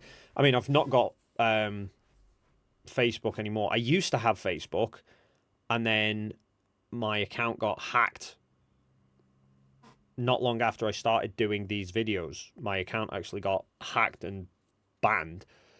And so I managed to download all of my posts and photos and stuff, but I've not actually got the account anymore. But I think I've still got some odd posts that I made about flat Earth from like 2018. So I was arguing with people about flat Earth and the moon landings long before I was doing it on YouTube. I just kind of kept the arguing to other social media platforms and kept, YouTube for the photography. And then, yeah, I then did the moon landing videos, but about the photography, because I was doing, I'd spend forever in a day on Facebook arguing with people, but they would always be making the same arguments, and I'd always be making the same responses. But when you got people saying like, oh, why are there no stars in the photos? I don't just want to say because you don't know how cameras work. I want to at least give benefit of the doubt to the people that they are actually genuinely asking the question and genuinely wanting to know why there aren't. So I would try and explain it. So I'd wind up like writing big long posts over and over and over again, trying to explain why they're on the moon in full sunlight. So it's daytime. They're exposing the camera for daytime. You can't see the stars when you're exposing for the sun. And I wind up just spending so long writing out the same explanation over and over again that I thought it would just be easier if I make a video explaining the reasons why, and then from then on, when people ask me the question, I can just copy and paste the link to the video and send them to the answer. That was the idea. Unfortunately, not long after I started doing that, I then lost Facebook anyway, and I thought, you know what, that's probably a blessing, because I used to spend way too long arguing with people on there anyway. But yeah, so I did the video about originally about the moon landings, and that one did for the channel at the time. That video actually did really well, but it also stirred a bit of a hornet's nest with. I attracted the attention of like X-Pac Taffy and the Apollo detectives, who started then doing videos about me and misrepresenting 101 different things. So I then made the follow-up video that was like an hour long, breaking all these points down, which again did well. And then it was one night I was putting together a video about fisheye versus rectilinear lenses. And actually the reason why I was doing that video about fisheye versus rectilinear was because of the number of people I was seeing arguing the toss about the horizon in photos. The curved because of XYZ. And so I was doing the video to try and highlight that in the center lines of a fisheye lens, it renders lines straight anyway. So if the horizon's in the middle of the image and it's not straight, it's not because of lens distortion. So I was making that video because of the people I was arguing with about flat Earth. I just wasn't making the video directly about flat Earth, if you like. But then it was one night while I was working on that video was when YouTube recommendations, the homepage, suggested FTFE in a live debate. It was like Fight the Flat Earth live debate on Discord. I'm like, I knew people had argued the toss on Facebook, but I didn't realize at the time that people were doing live debates about Flat Earth. So I started watching it, and they're talking about the horizon, and I'm like, these are the same arguments that I'm arguing with on Facebook. And so the very first video that I did about Flat Earth, actually not strictly true, I did a video about Flat Earth and the moon landings. I think it was about 2018. It's still on my channel somewhere. It's a really old one. That kind of only scratches the surface with it all. But yeah, I did actually cover it a while ago using photography to debunk conspiracy theories. But one of the arguments I'd been putting with people is because they kept saying the horizon's flat, the horizon's flat. And I'm thinking, even if the Earth is flat, the horizon would not be flat, because you are seeing the same distance away from you in all directions. That forms a circle around you, which will form a curved horizon. Like if you stand in the middle of a football pitch and you've got the center circle around you, the center circle does not appear to be a straight line, it's curved. So I'm like, the horizon would still be curved. So I was arguing that point with people and posting the photo of a football in the middle of a football pitch with the center circle and showing it's curved on Facebook. And then I saw FTFE on a stream, and I thought, I'm just making a video about this. I know it's different to what I usually do, but I'm going to make a video about it. And then, yeah, everything exploded, and it kind of went from there. But yeah, I've actually been arguing the toss with it for a hell of a long time. It's just only in the last couple of years that I've sort of shifted to doing it on YouTube. But I mean, that's Flat Earth. I've been arguing the moon landings with people for a hell of a lot longer than that.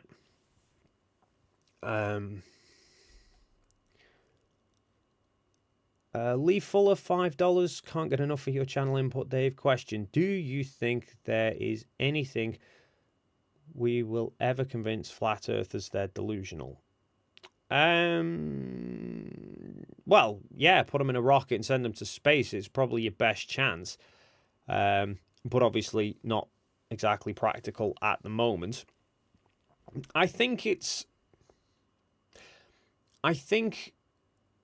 there's... Right now, I suspect there's a lot of flat earthers who are going through the stages of grief. Is it the stages of grief they call it? Can't remember exactly what the stages are, but I'm pretty sure it is. Let me remind myself. Stages of grief. Yeah, shock, denial, anger, depression, bargaining, acceptance. I think there's something like that going on at the moment with a lot of them and TFE. I think they've had the shock of there's this 24-hour sun, and not only is there a 24-hour sun, but there's flat earthers who were there and actually witnessed it, which made it a lot more difficult. I think if it had just been Will Me Toon, take all of Will Me Toon and Critical Think could have all gone down there, filmed everything that we filmed. Every single flat earther will have just said it's fake. We could have done the same live streams. We could have done absolutely everything from our side the same. The flat earth community in its entirety will have just gone, that's a load of crap. It didn't really happen. The fact that there was other flat earthers thrown into the mix make it a lot harder for people to dismiss it. You will obviously have some flat earthers who will just outright dismiss it anyway, because they'll just chuck them all under the bus and say, no, you're not really flat earthers, you're plants, you're shills, you're liars, whatever. But they all couldn't do it. There's a lot of flat earthers who don't trust Jaren, or who are quite happy to chuck Jaren under the bus and chuck Austin under the bus. They don't care. But there's a lot of people who know Austin and Jaren and trust them. And so can't just turn around to him and say, no, that didn't happen, you're lying.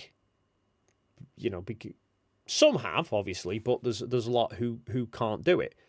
Like Dave Weiss is kind of in that position at the moment. He's he's saying stuff about Jaren, but he can't.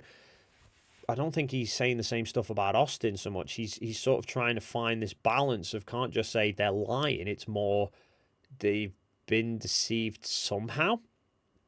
Mark Sargent can't turn around and say that it was all fake and it was a lie because one of the people on the trip is now one of his panel members. So, he has to acknowledge that it actually happened. So yeah, I think they're going through, some of them are going through the stages of grief where it's a case of they've gone through the shock of it actually happened, and there were flat earthers there who've seen it and documented it as well. Then there's obviously they're going through the denial of no, it can't have happened. It can't be that because it can't work with a flat earth. They'll get annoyed. Some of them already are. Some of them were getting annoyed beforehand, to be fair. So I think we'll see, not immediately, but I think within the next couple of months, we will see more people realize the Earth's not flat. You think, obviously, like, Jaren changed pretty quickly. Austin, I've got a hunch that Austin might be wavering because of how quiet he's gone with everything. It seems strange how quiet he's gone since TFE. Like pre-TFE, he was all over the place. He was on all these different shows, all these different streams.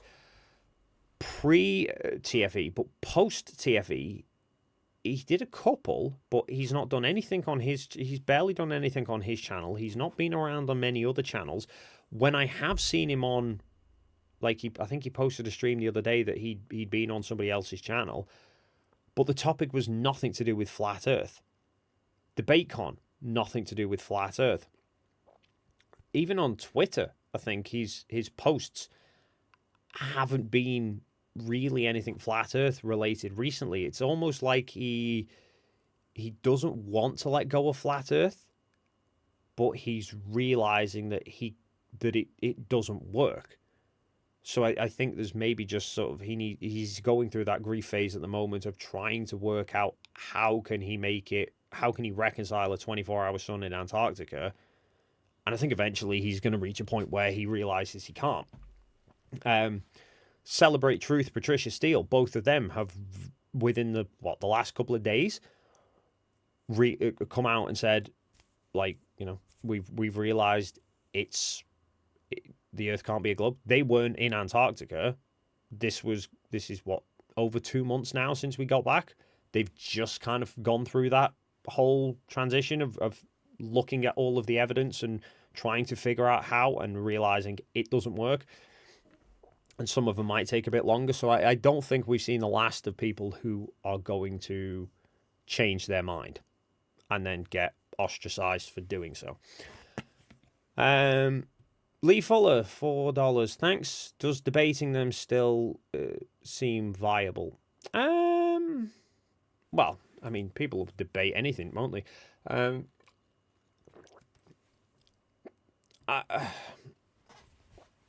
It's a difficult one. I suppose it depends on who you're debating. Because I've not seen many flat earth debates since Antarctica. And the ones that I have, there was, I think Will's debated Brian's Logic and Nathan Thompson on Modern Day Debate since getting back.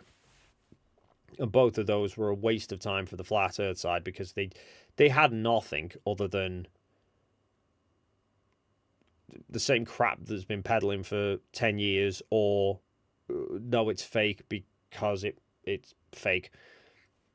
Or then Toom was debating Ross and Vince which I don't know, it didn't even seem like they were really actually there to genuinely debate. It just seemed more like they were there for a giggle. So there's probably people who there is still worth a debate there if they are intellectually honest enough to actually want a genuine discussion and to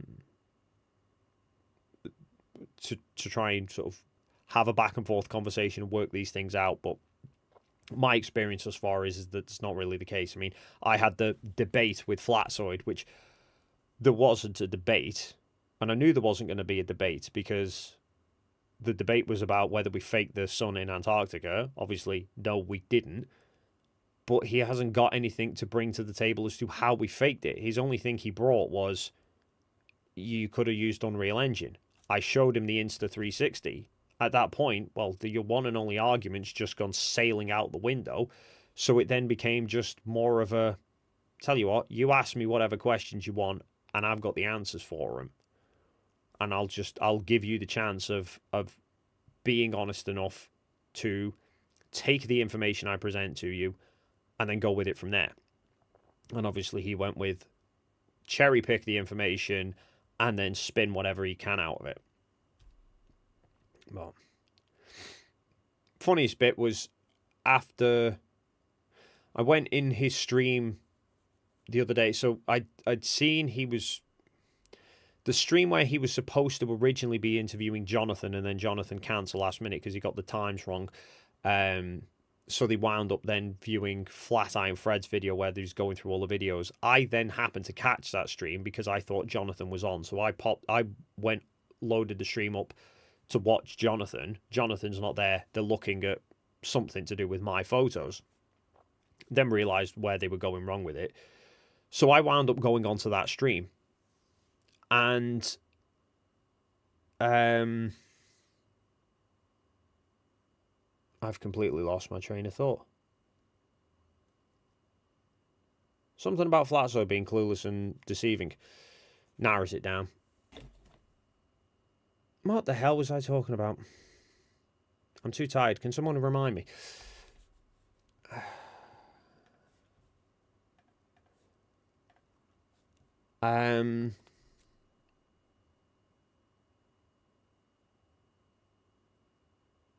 Yeah, I went onto Flatzoid's stream and there was something he was doing and I can't think fucking what. I'm sure I'll remember in a second.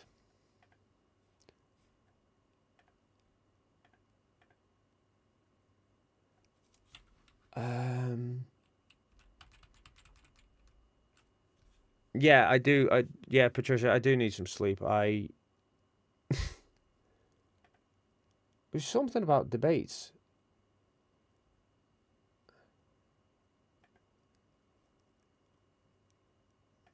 I can't remember. I'll probably remember 10 minutes after I end this stream and it's going to come back and nag me. Anyway, I'll carry on. I'll sure I'll remember. Gary, I owe £10.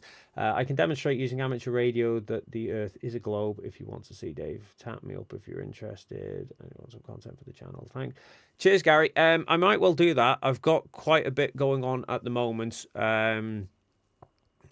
And yeah, at the moment there's still just so much TFE stuff that I'm cycling through. But post TFE, once it all dies down, I will I'll probably be looking for some other stuff. So that is something that I may well look into. Lee Fuller, $2. Rusty's dreaming. Thanks for the answers. Rusty's always dreaming. Brandon Contreras, $5. The excuses that the Flurfs are spouting are becoming so desperate and ridiculous that other flat earthers are thinking they are desperate and ridiculous. It is quite hilarious seeing it, and this is kind of what fueled the video. Yeah, Brandon, I know. I was on a train of thought as to there was something. I was talking about debates, and I can't remember.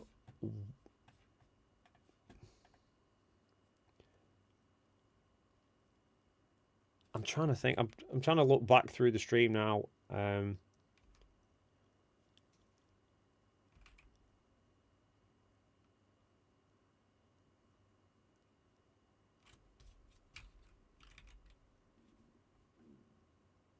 Oh, something about him spinning.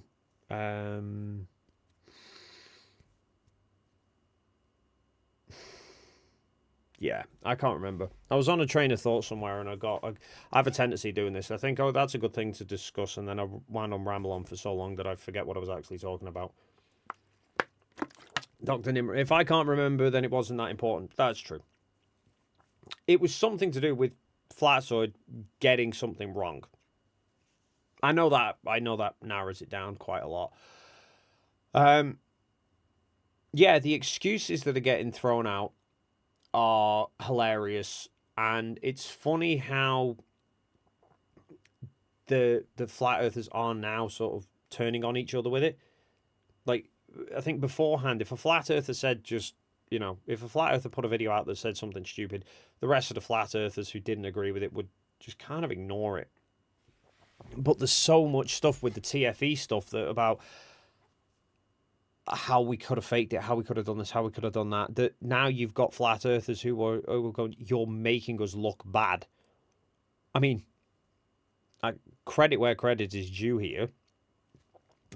The stream that Toon and I did when we were back in Punta Arenas, so this was the first full night we got back.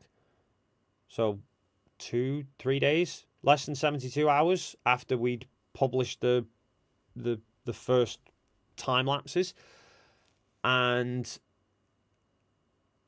we were on the stream that went from midnight through till the early hours of the morning, through till sunrise. And in the early hours of the morning, we had Caleb FE from TikTok commenting on the stream, asking if he could join because he wanted to ask us some questions. I was expecting a dumpster fire, and instead he came on and he was defending Austin and Jaren, saying people need to stop making all these wild accusations about them. They are making us look, they're making flat earthers look like morons, and they just need to stop and wait to see all the information. I'm like, I'm actually agreeing with Caleb FE here. This is insane. But he was absolutely right that that rather than just jump straight to a conclusion, is give us a chance to put the rest of the footage out and take it from there. I mean, we haven't even managed to get all the footage out yet anyway. Like you've seen tonight, there's random bits of clips, videos and stuff that I've taken that there's no point me just publishing those because they're just short clips that without any real context don't make any sense. But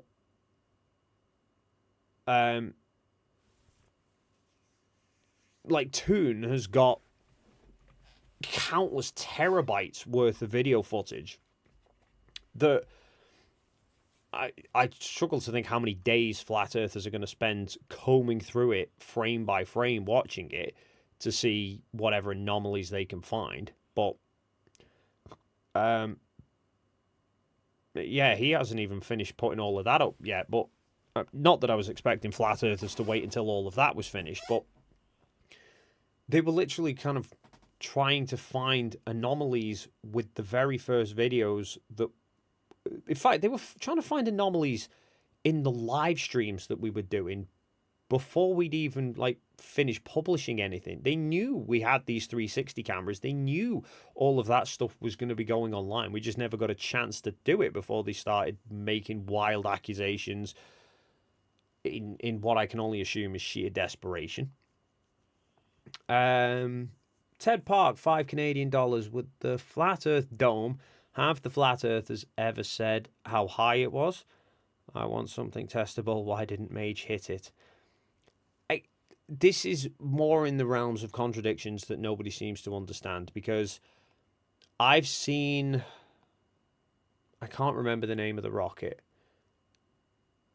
There's that rocket footage. I'm sure someone in the chat will be able to tell me where the camera's pointing down on the rocket, it launches up in the air, and it goes into a massive spin, and then it suddenly just stops. Now, it stops because they put the thing in to actually make it. They put the whatever the system was that they fire out the balls that makes it stop spinning. But flat earthers were saying that the thing hit the dome, but that had an altitude on it that you could see. Right, okay, well, that's the altitude. If that's hit the dome, then that's the altitude that the dome is. And so why aren't you sending other stuff that can hit the dome? No idea. I'm seeing people in the chat that saw somebody mention about meteorites. That's another point. Where the hell are meteorites coming from? Because I've seen them. You see shooting stars all the time. So, are they coming in from the dome? They can't be going through the dome, but they've got to be arriving from somewhere. I covered a story not that long ago. Some piece of debris left that got jettisoned from the ISS, some crate worth of stuff that was on the ISS that was supposed to return on one of the cargo ships and didn't. They just chucked it out into space and eventually re-entered the atmosphere, and part of it came through a house in Florida.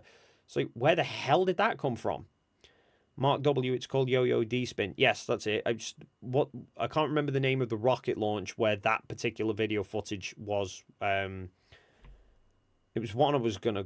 Somebody suggested I should cover it and do an analysis of it, in terms of the distortion on the horizon. But yeah, I can't remember what the hell it was.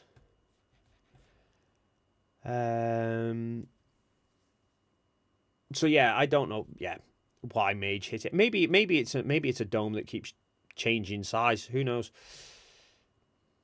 Funny thing is, for all flat earthers talk of, the only reason that flat earthers think they need a dome is to keep gas pressure in. You could just say, well, why couldn't we have a globe with a dome around it then? A dome wouldn't tell you the Earth's flat. And obviously, they don't understand. They say you need a dome because you need a container. You don't need a container. You need a form of containment. Magnets can contain things without anything physically touching things. Like, where's my rusty cam? I would say that oh, never mind. I would say that globe in the background is contained, but it's currently stuck. Hang on.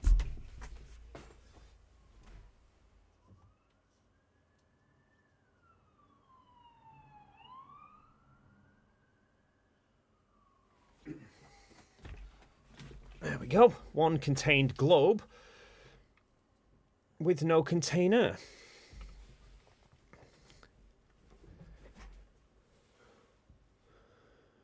Shane, there are even some who believe in the dome and aliens. Oh, this is just another aspect of contradictions and stuff that is just so funny. Like, Dearth. Not that I, for 1 second, actually think that Dearth's a flat earther, but Dearth was claims a dome or Antarctica. No, I don't know if he does claim the dome, but he claims that Antarctica is like the outer edge containing the oceans. That's his claim, that they contain the oceans. But then he claims there's lands beyond Antarctica. So there's water within our part, and then there's water beyond it. So what the hell is the water containing from what? From it flowing into other oceans? Or not to mention the fact that ice floats, so an ice wall would literally just be floating on top of the water, and the waters could flow back and forth. But then he's also then started making claims because he says there's ships that you can track that go into Antarctica, apparently.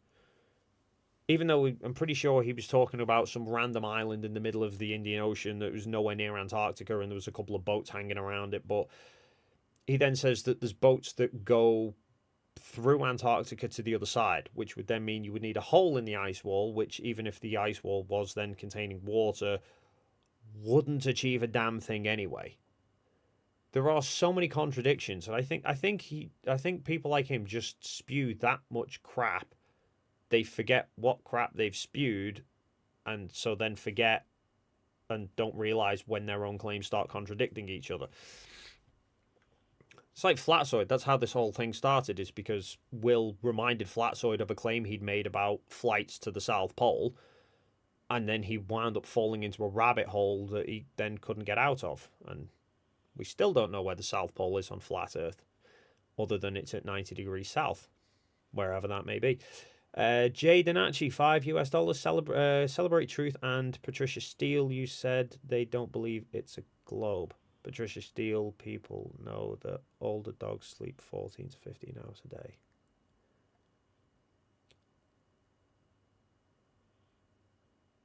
Did I say they don't believe it's a globe or they don't believe it's a flat? I thought they'd both... Celebrate Truth's come out. Robbie Davidson, he's come out and said it's not flat anymore. Did I just misspeak? Am I too tired?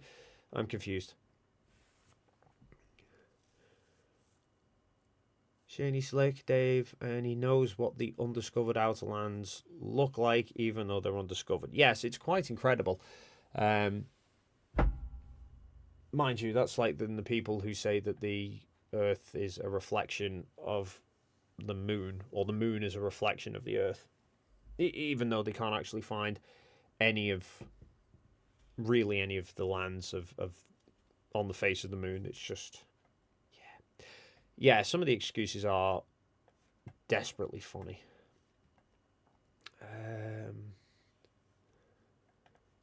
Flat Earth people truly do need more math science schooling. Yeah, there is. I do think there's an inherent sort of element of their education, previous education, being part of it. And I say that because when we were in Chile, I was talking to Jaron and Austin were talking, and Austin said something. It confused me until I then started speaking to Toon afterwards, and it started to make a bit more sense. That Austin said schools just tell you what to believe, and what schools need to do is not tell you what to think, but teach you how to think. And then I'm sat there and I'm thinking, that is exactly what I did in school. My school, like, I remember quite vividly.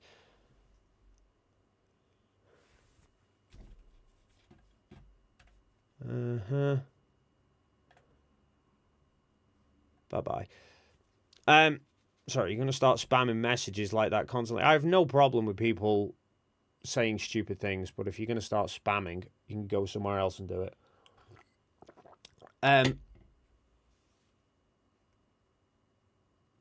Yeah.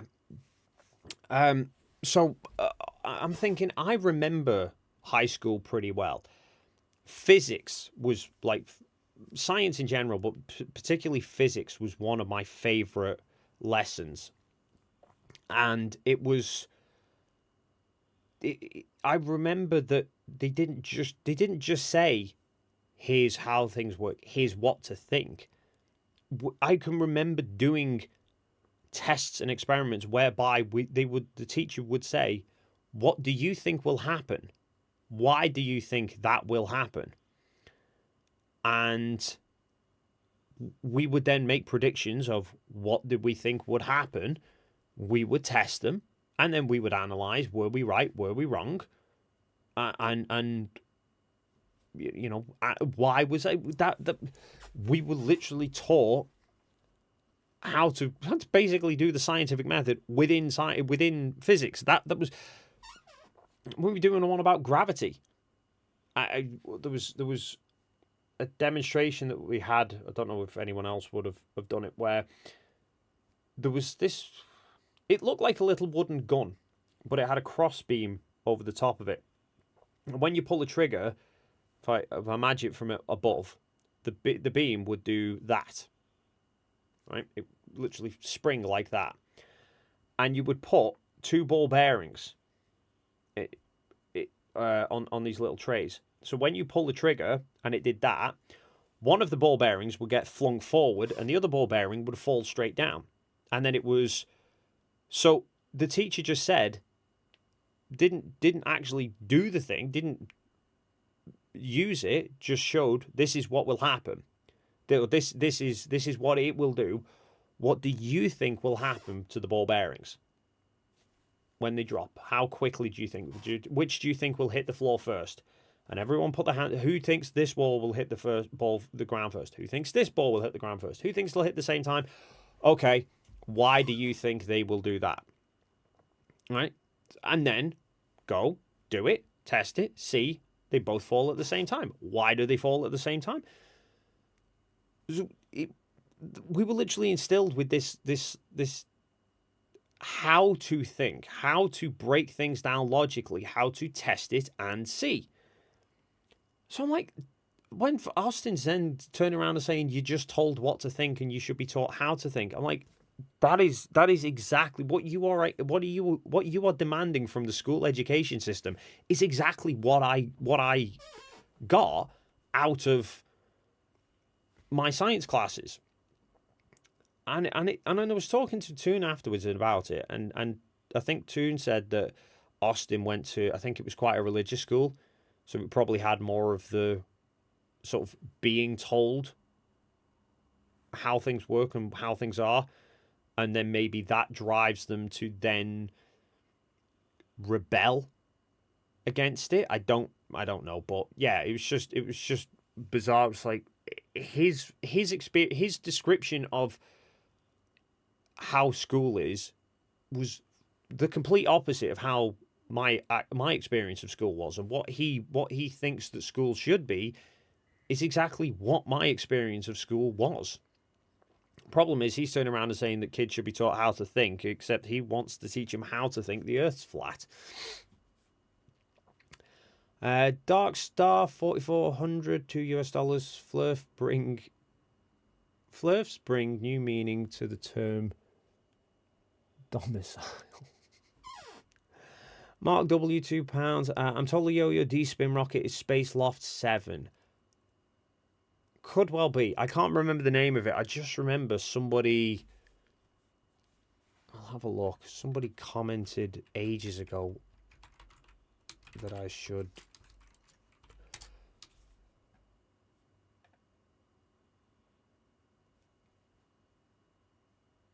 Space Loft XL. Could be that one.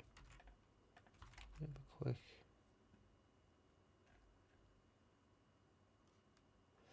Yeah, I think it was one of the Space Lofts. I think it was that Space Loft 8 video.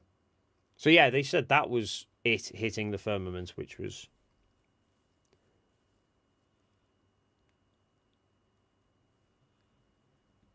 Brandon, I was enrolled in a Christian homeschool program for a few grades. They very much teach you what to think. If Austin went to one of those, I can relate.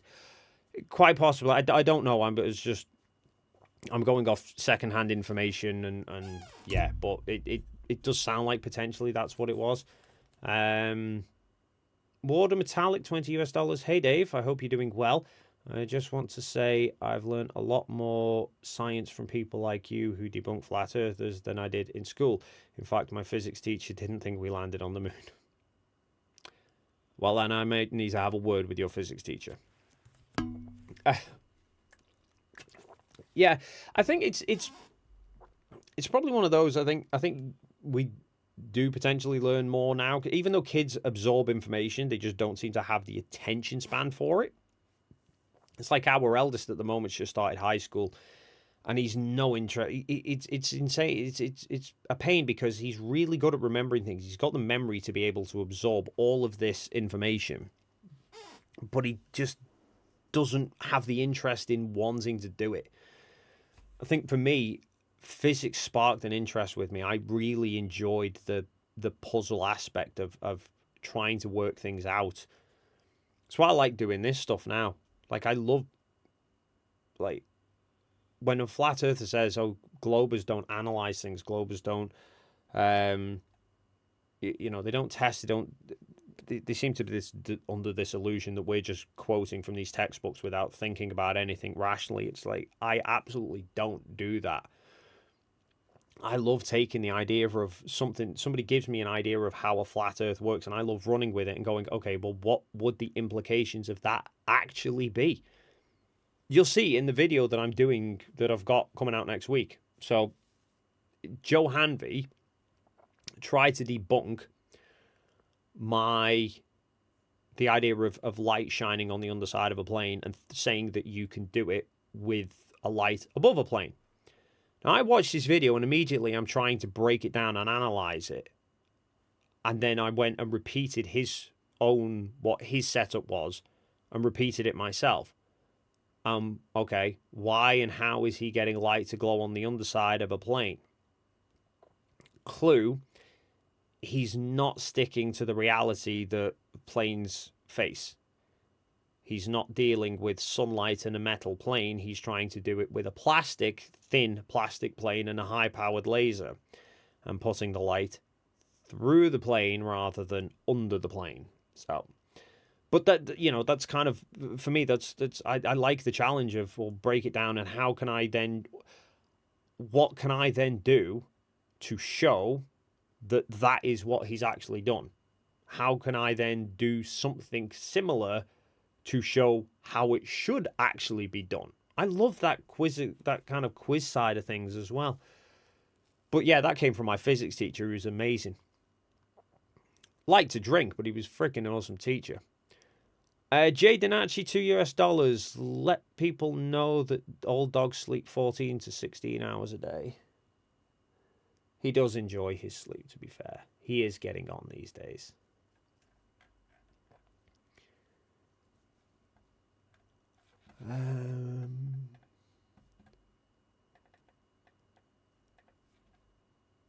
Yeah, I am all at a loss now. I think it might be time to wrap up, because it is 1:45, which means I've been streaming for 4 hours. That's quite a long stream. My throat is definitely sore, and I've got the kids' football match to go to tomorrow morning. So, yeah, it says 4 hours. Well, I started at 9:30, and it's 1:30. No, it's gone 1:30. So yeah, over 4 hours now. So, yeah, I think, guys, I'm going to, well, ladies and gentlemen, I should say, I'm going to wrap this one up. I will hopefully try and do another stream potentially next week. I don't know. I've got, so the video debunking Joe Hanvey, which will be out Tuesday. Post that, I want to do the video debunking Flatzoid and his Unreal Engine claims. And then a video looking at all of the various contradictions and notions that flat earthers have been coming out with as well. And I'll be in Morocco tail end of March, I think. It's about just over 3 weeks before I go. So yeah, quite a bit to do before going on holiday, but I'm hoping to try and do some more streams. I don't know if I'll get a 1 a week job, but I'll try and get another one in at some point. And job for tomorrow, maybe finish setting up the memberships, so that you guys can all join the Rusty fan club. Dave Breen, you're an animal. Brilliant stream. Well, thank you, Dave. I mean, the animal's there and dreaming again, I think. Yeah, I kind of lost track of time. I didn't intend on streaming for this long. I think I just lost track of time. Brandon, last question. When can we expect the next video? Tuesday. So the next video is Tuesday. I don't know how I wound up. Wednesday used to be my day for publishing videos. It would always be on a Wednesday. to the point that even if I missed the video for the Wednesday, I would often just leave it and wait till the next Wednesday. And then I think I had a video where I don't know why I couldn't leave it till the next week. I needed to get it out, so I published it on the Thursday, just as a kind of one-off. But that actually worked really well in the algorithm. And then I went back to Wednesdays. And then for some reason now, I just seem to be on Tuesdays. I've no idea. Tuesdays become the new Wednesday. God knows. Shane, it's 12:45 here. Time for some birthday cake lunch. It's always time for birthday cake. Even if it's not your birthday, it's time for birthday cake. So yes. Next few videos all planned out. Just don't know exactly when I'm going to get them all done by. Hopefully before the holiday. And live stream wise, yeah, I don't know. I didn't even really know what to do with this live stream until, well, the title kind of wrote itself when I saw Flatzoid's claims about the South Pole. I thought, oh, that's going to be fun. Didn't even really spend that long talking about it, which was great. Oh, and I'll tell you, I will put this on the bloody record as well, because I realised this before. The thumbnail for this stream. I will just clarify this now, because I'm pretty sure somebody's going to pick a hole in it. I need to find my picture first. Where did I put it?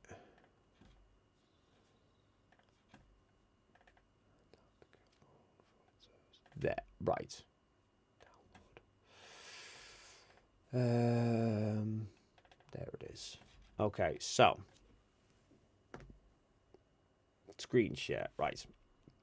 So this is the picture that I've used for the thumbnail, okay? I just want to go on record and just make it abundantly clear before some flat earther jumps on this.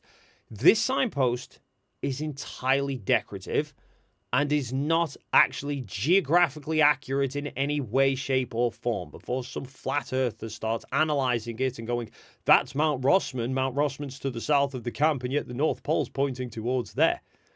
Because you'll also notice that the North Pole and South Pole signs are not 180 degrees from each other either.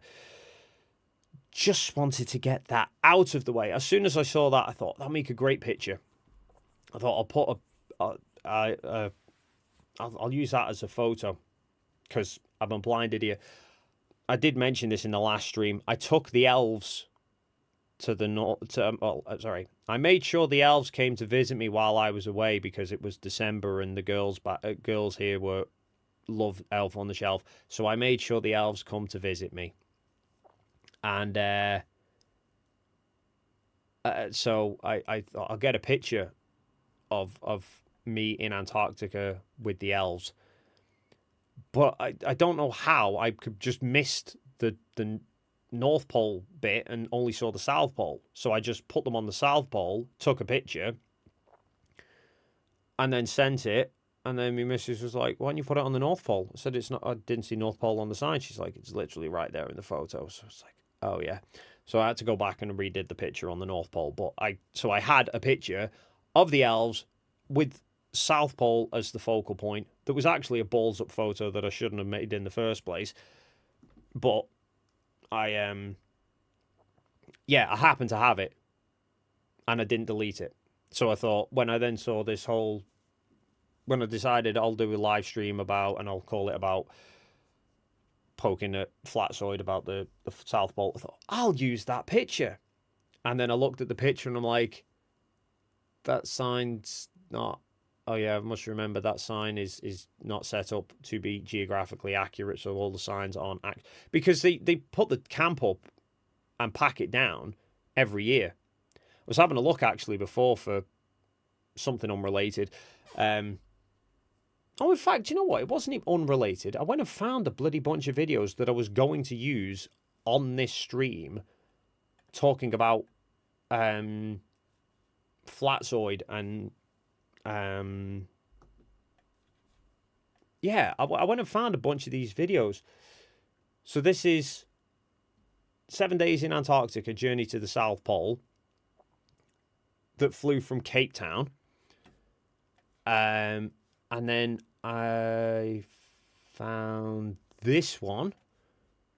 I traveled to the South Pole. I can't remember where this guy flew from. This might have been Cape Town as well. Then there was this one. This is the president of Chile, only a month ago. Went to the South Pole, which means he would have flown from Chile to Union Glacier. And then this guy flying from Christchurch. So that is somebody flying to the South Pole from Chile, someone flying to the South Pole from South Africa, and someone flying to the South Pole from Christchurch, New Zealand. Which way did they all fly? So yeah, I found all them before, and one of the videos that I found, or in trying to find these different videos, one of the ones I found, because I thought I need to find a video of someone who's flown in from Chile to Union Glacier, and there was a video, only had a couple of hundred views, it wasn't a particularly big one, but it was a video from years ago of someone who worked at the camp, and it was like about a season in Antarctica, and they were explaining about how they'd set the camp up in November, and then come January, they pack the camp down. I mean, I knew that anyway, but it's in the video that this is actually what they do. So, yeah, that sign, when they set the camp up every year, they don't actually set the sign, they don't put the sign in place every year and then go, okay, well, where's a compass and where's South Pole going to be, where's the North Pole going to be, which way's to Sydney and New York. They just take the sign and they shove it in because it's just for people to have a picture, and nobody other than conspiracy theorists are going to be analysing it frame by frame. So I just thought I'll put it on record now before some flat earther thinks that they've got another gotcha moment. Right, and with that, that is now getting us close enough to 2 in the morning that I think I am definitely going to go to bed. And Rusty's already in bed, isn't he? So, let's sign this off with an obligatory Rusty cam. And let's see if I can get him looking at the camera for you. Rust. Yeah. Oh, don't be getting down. Okay. Stay on your spot.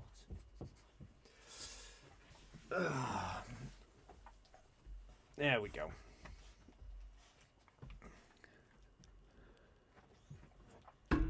Oop, God. There we go. Okay. Well, yes, good night, everybody.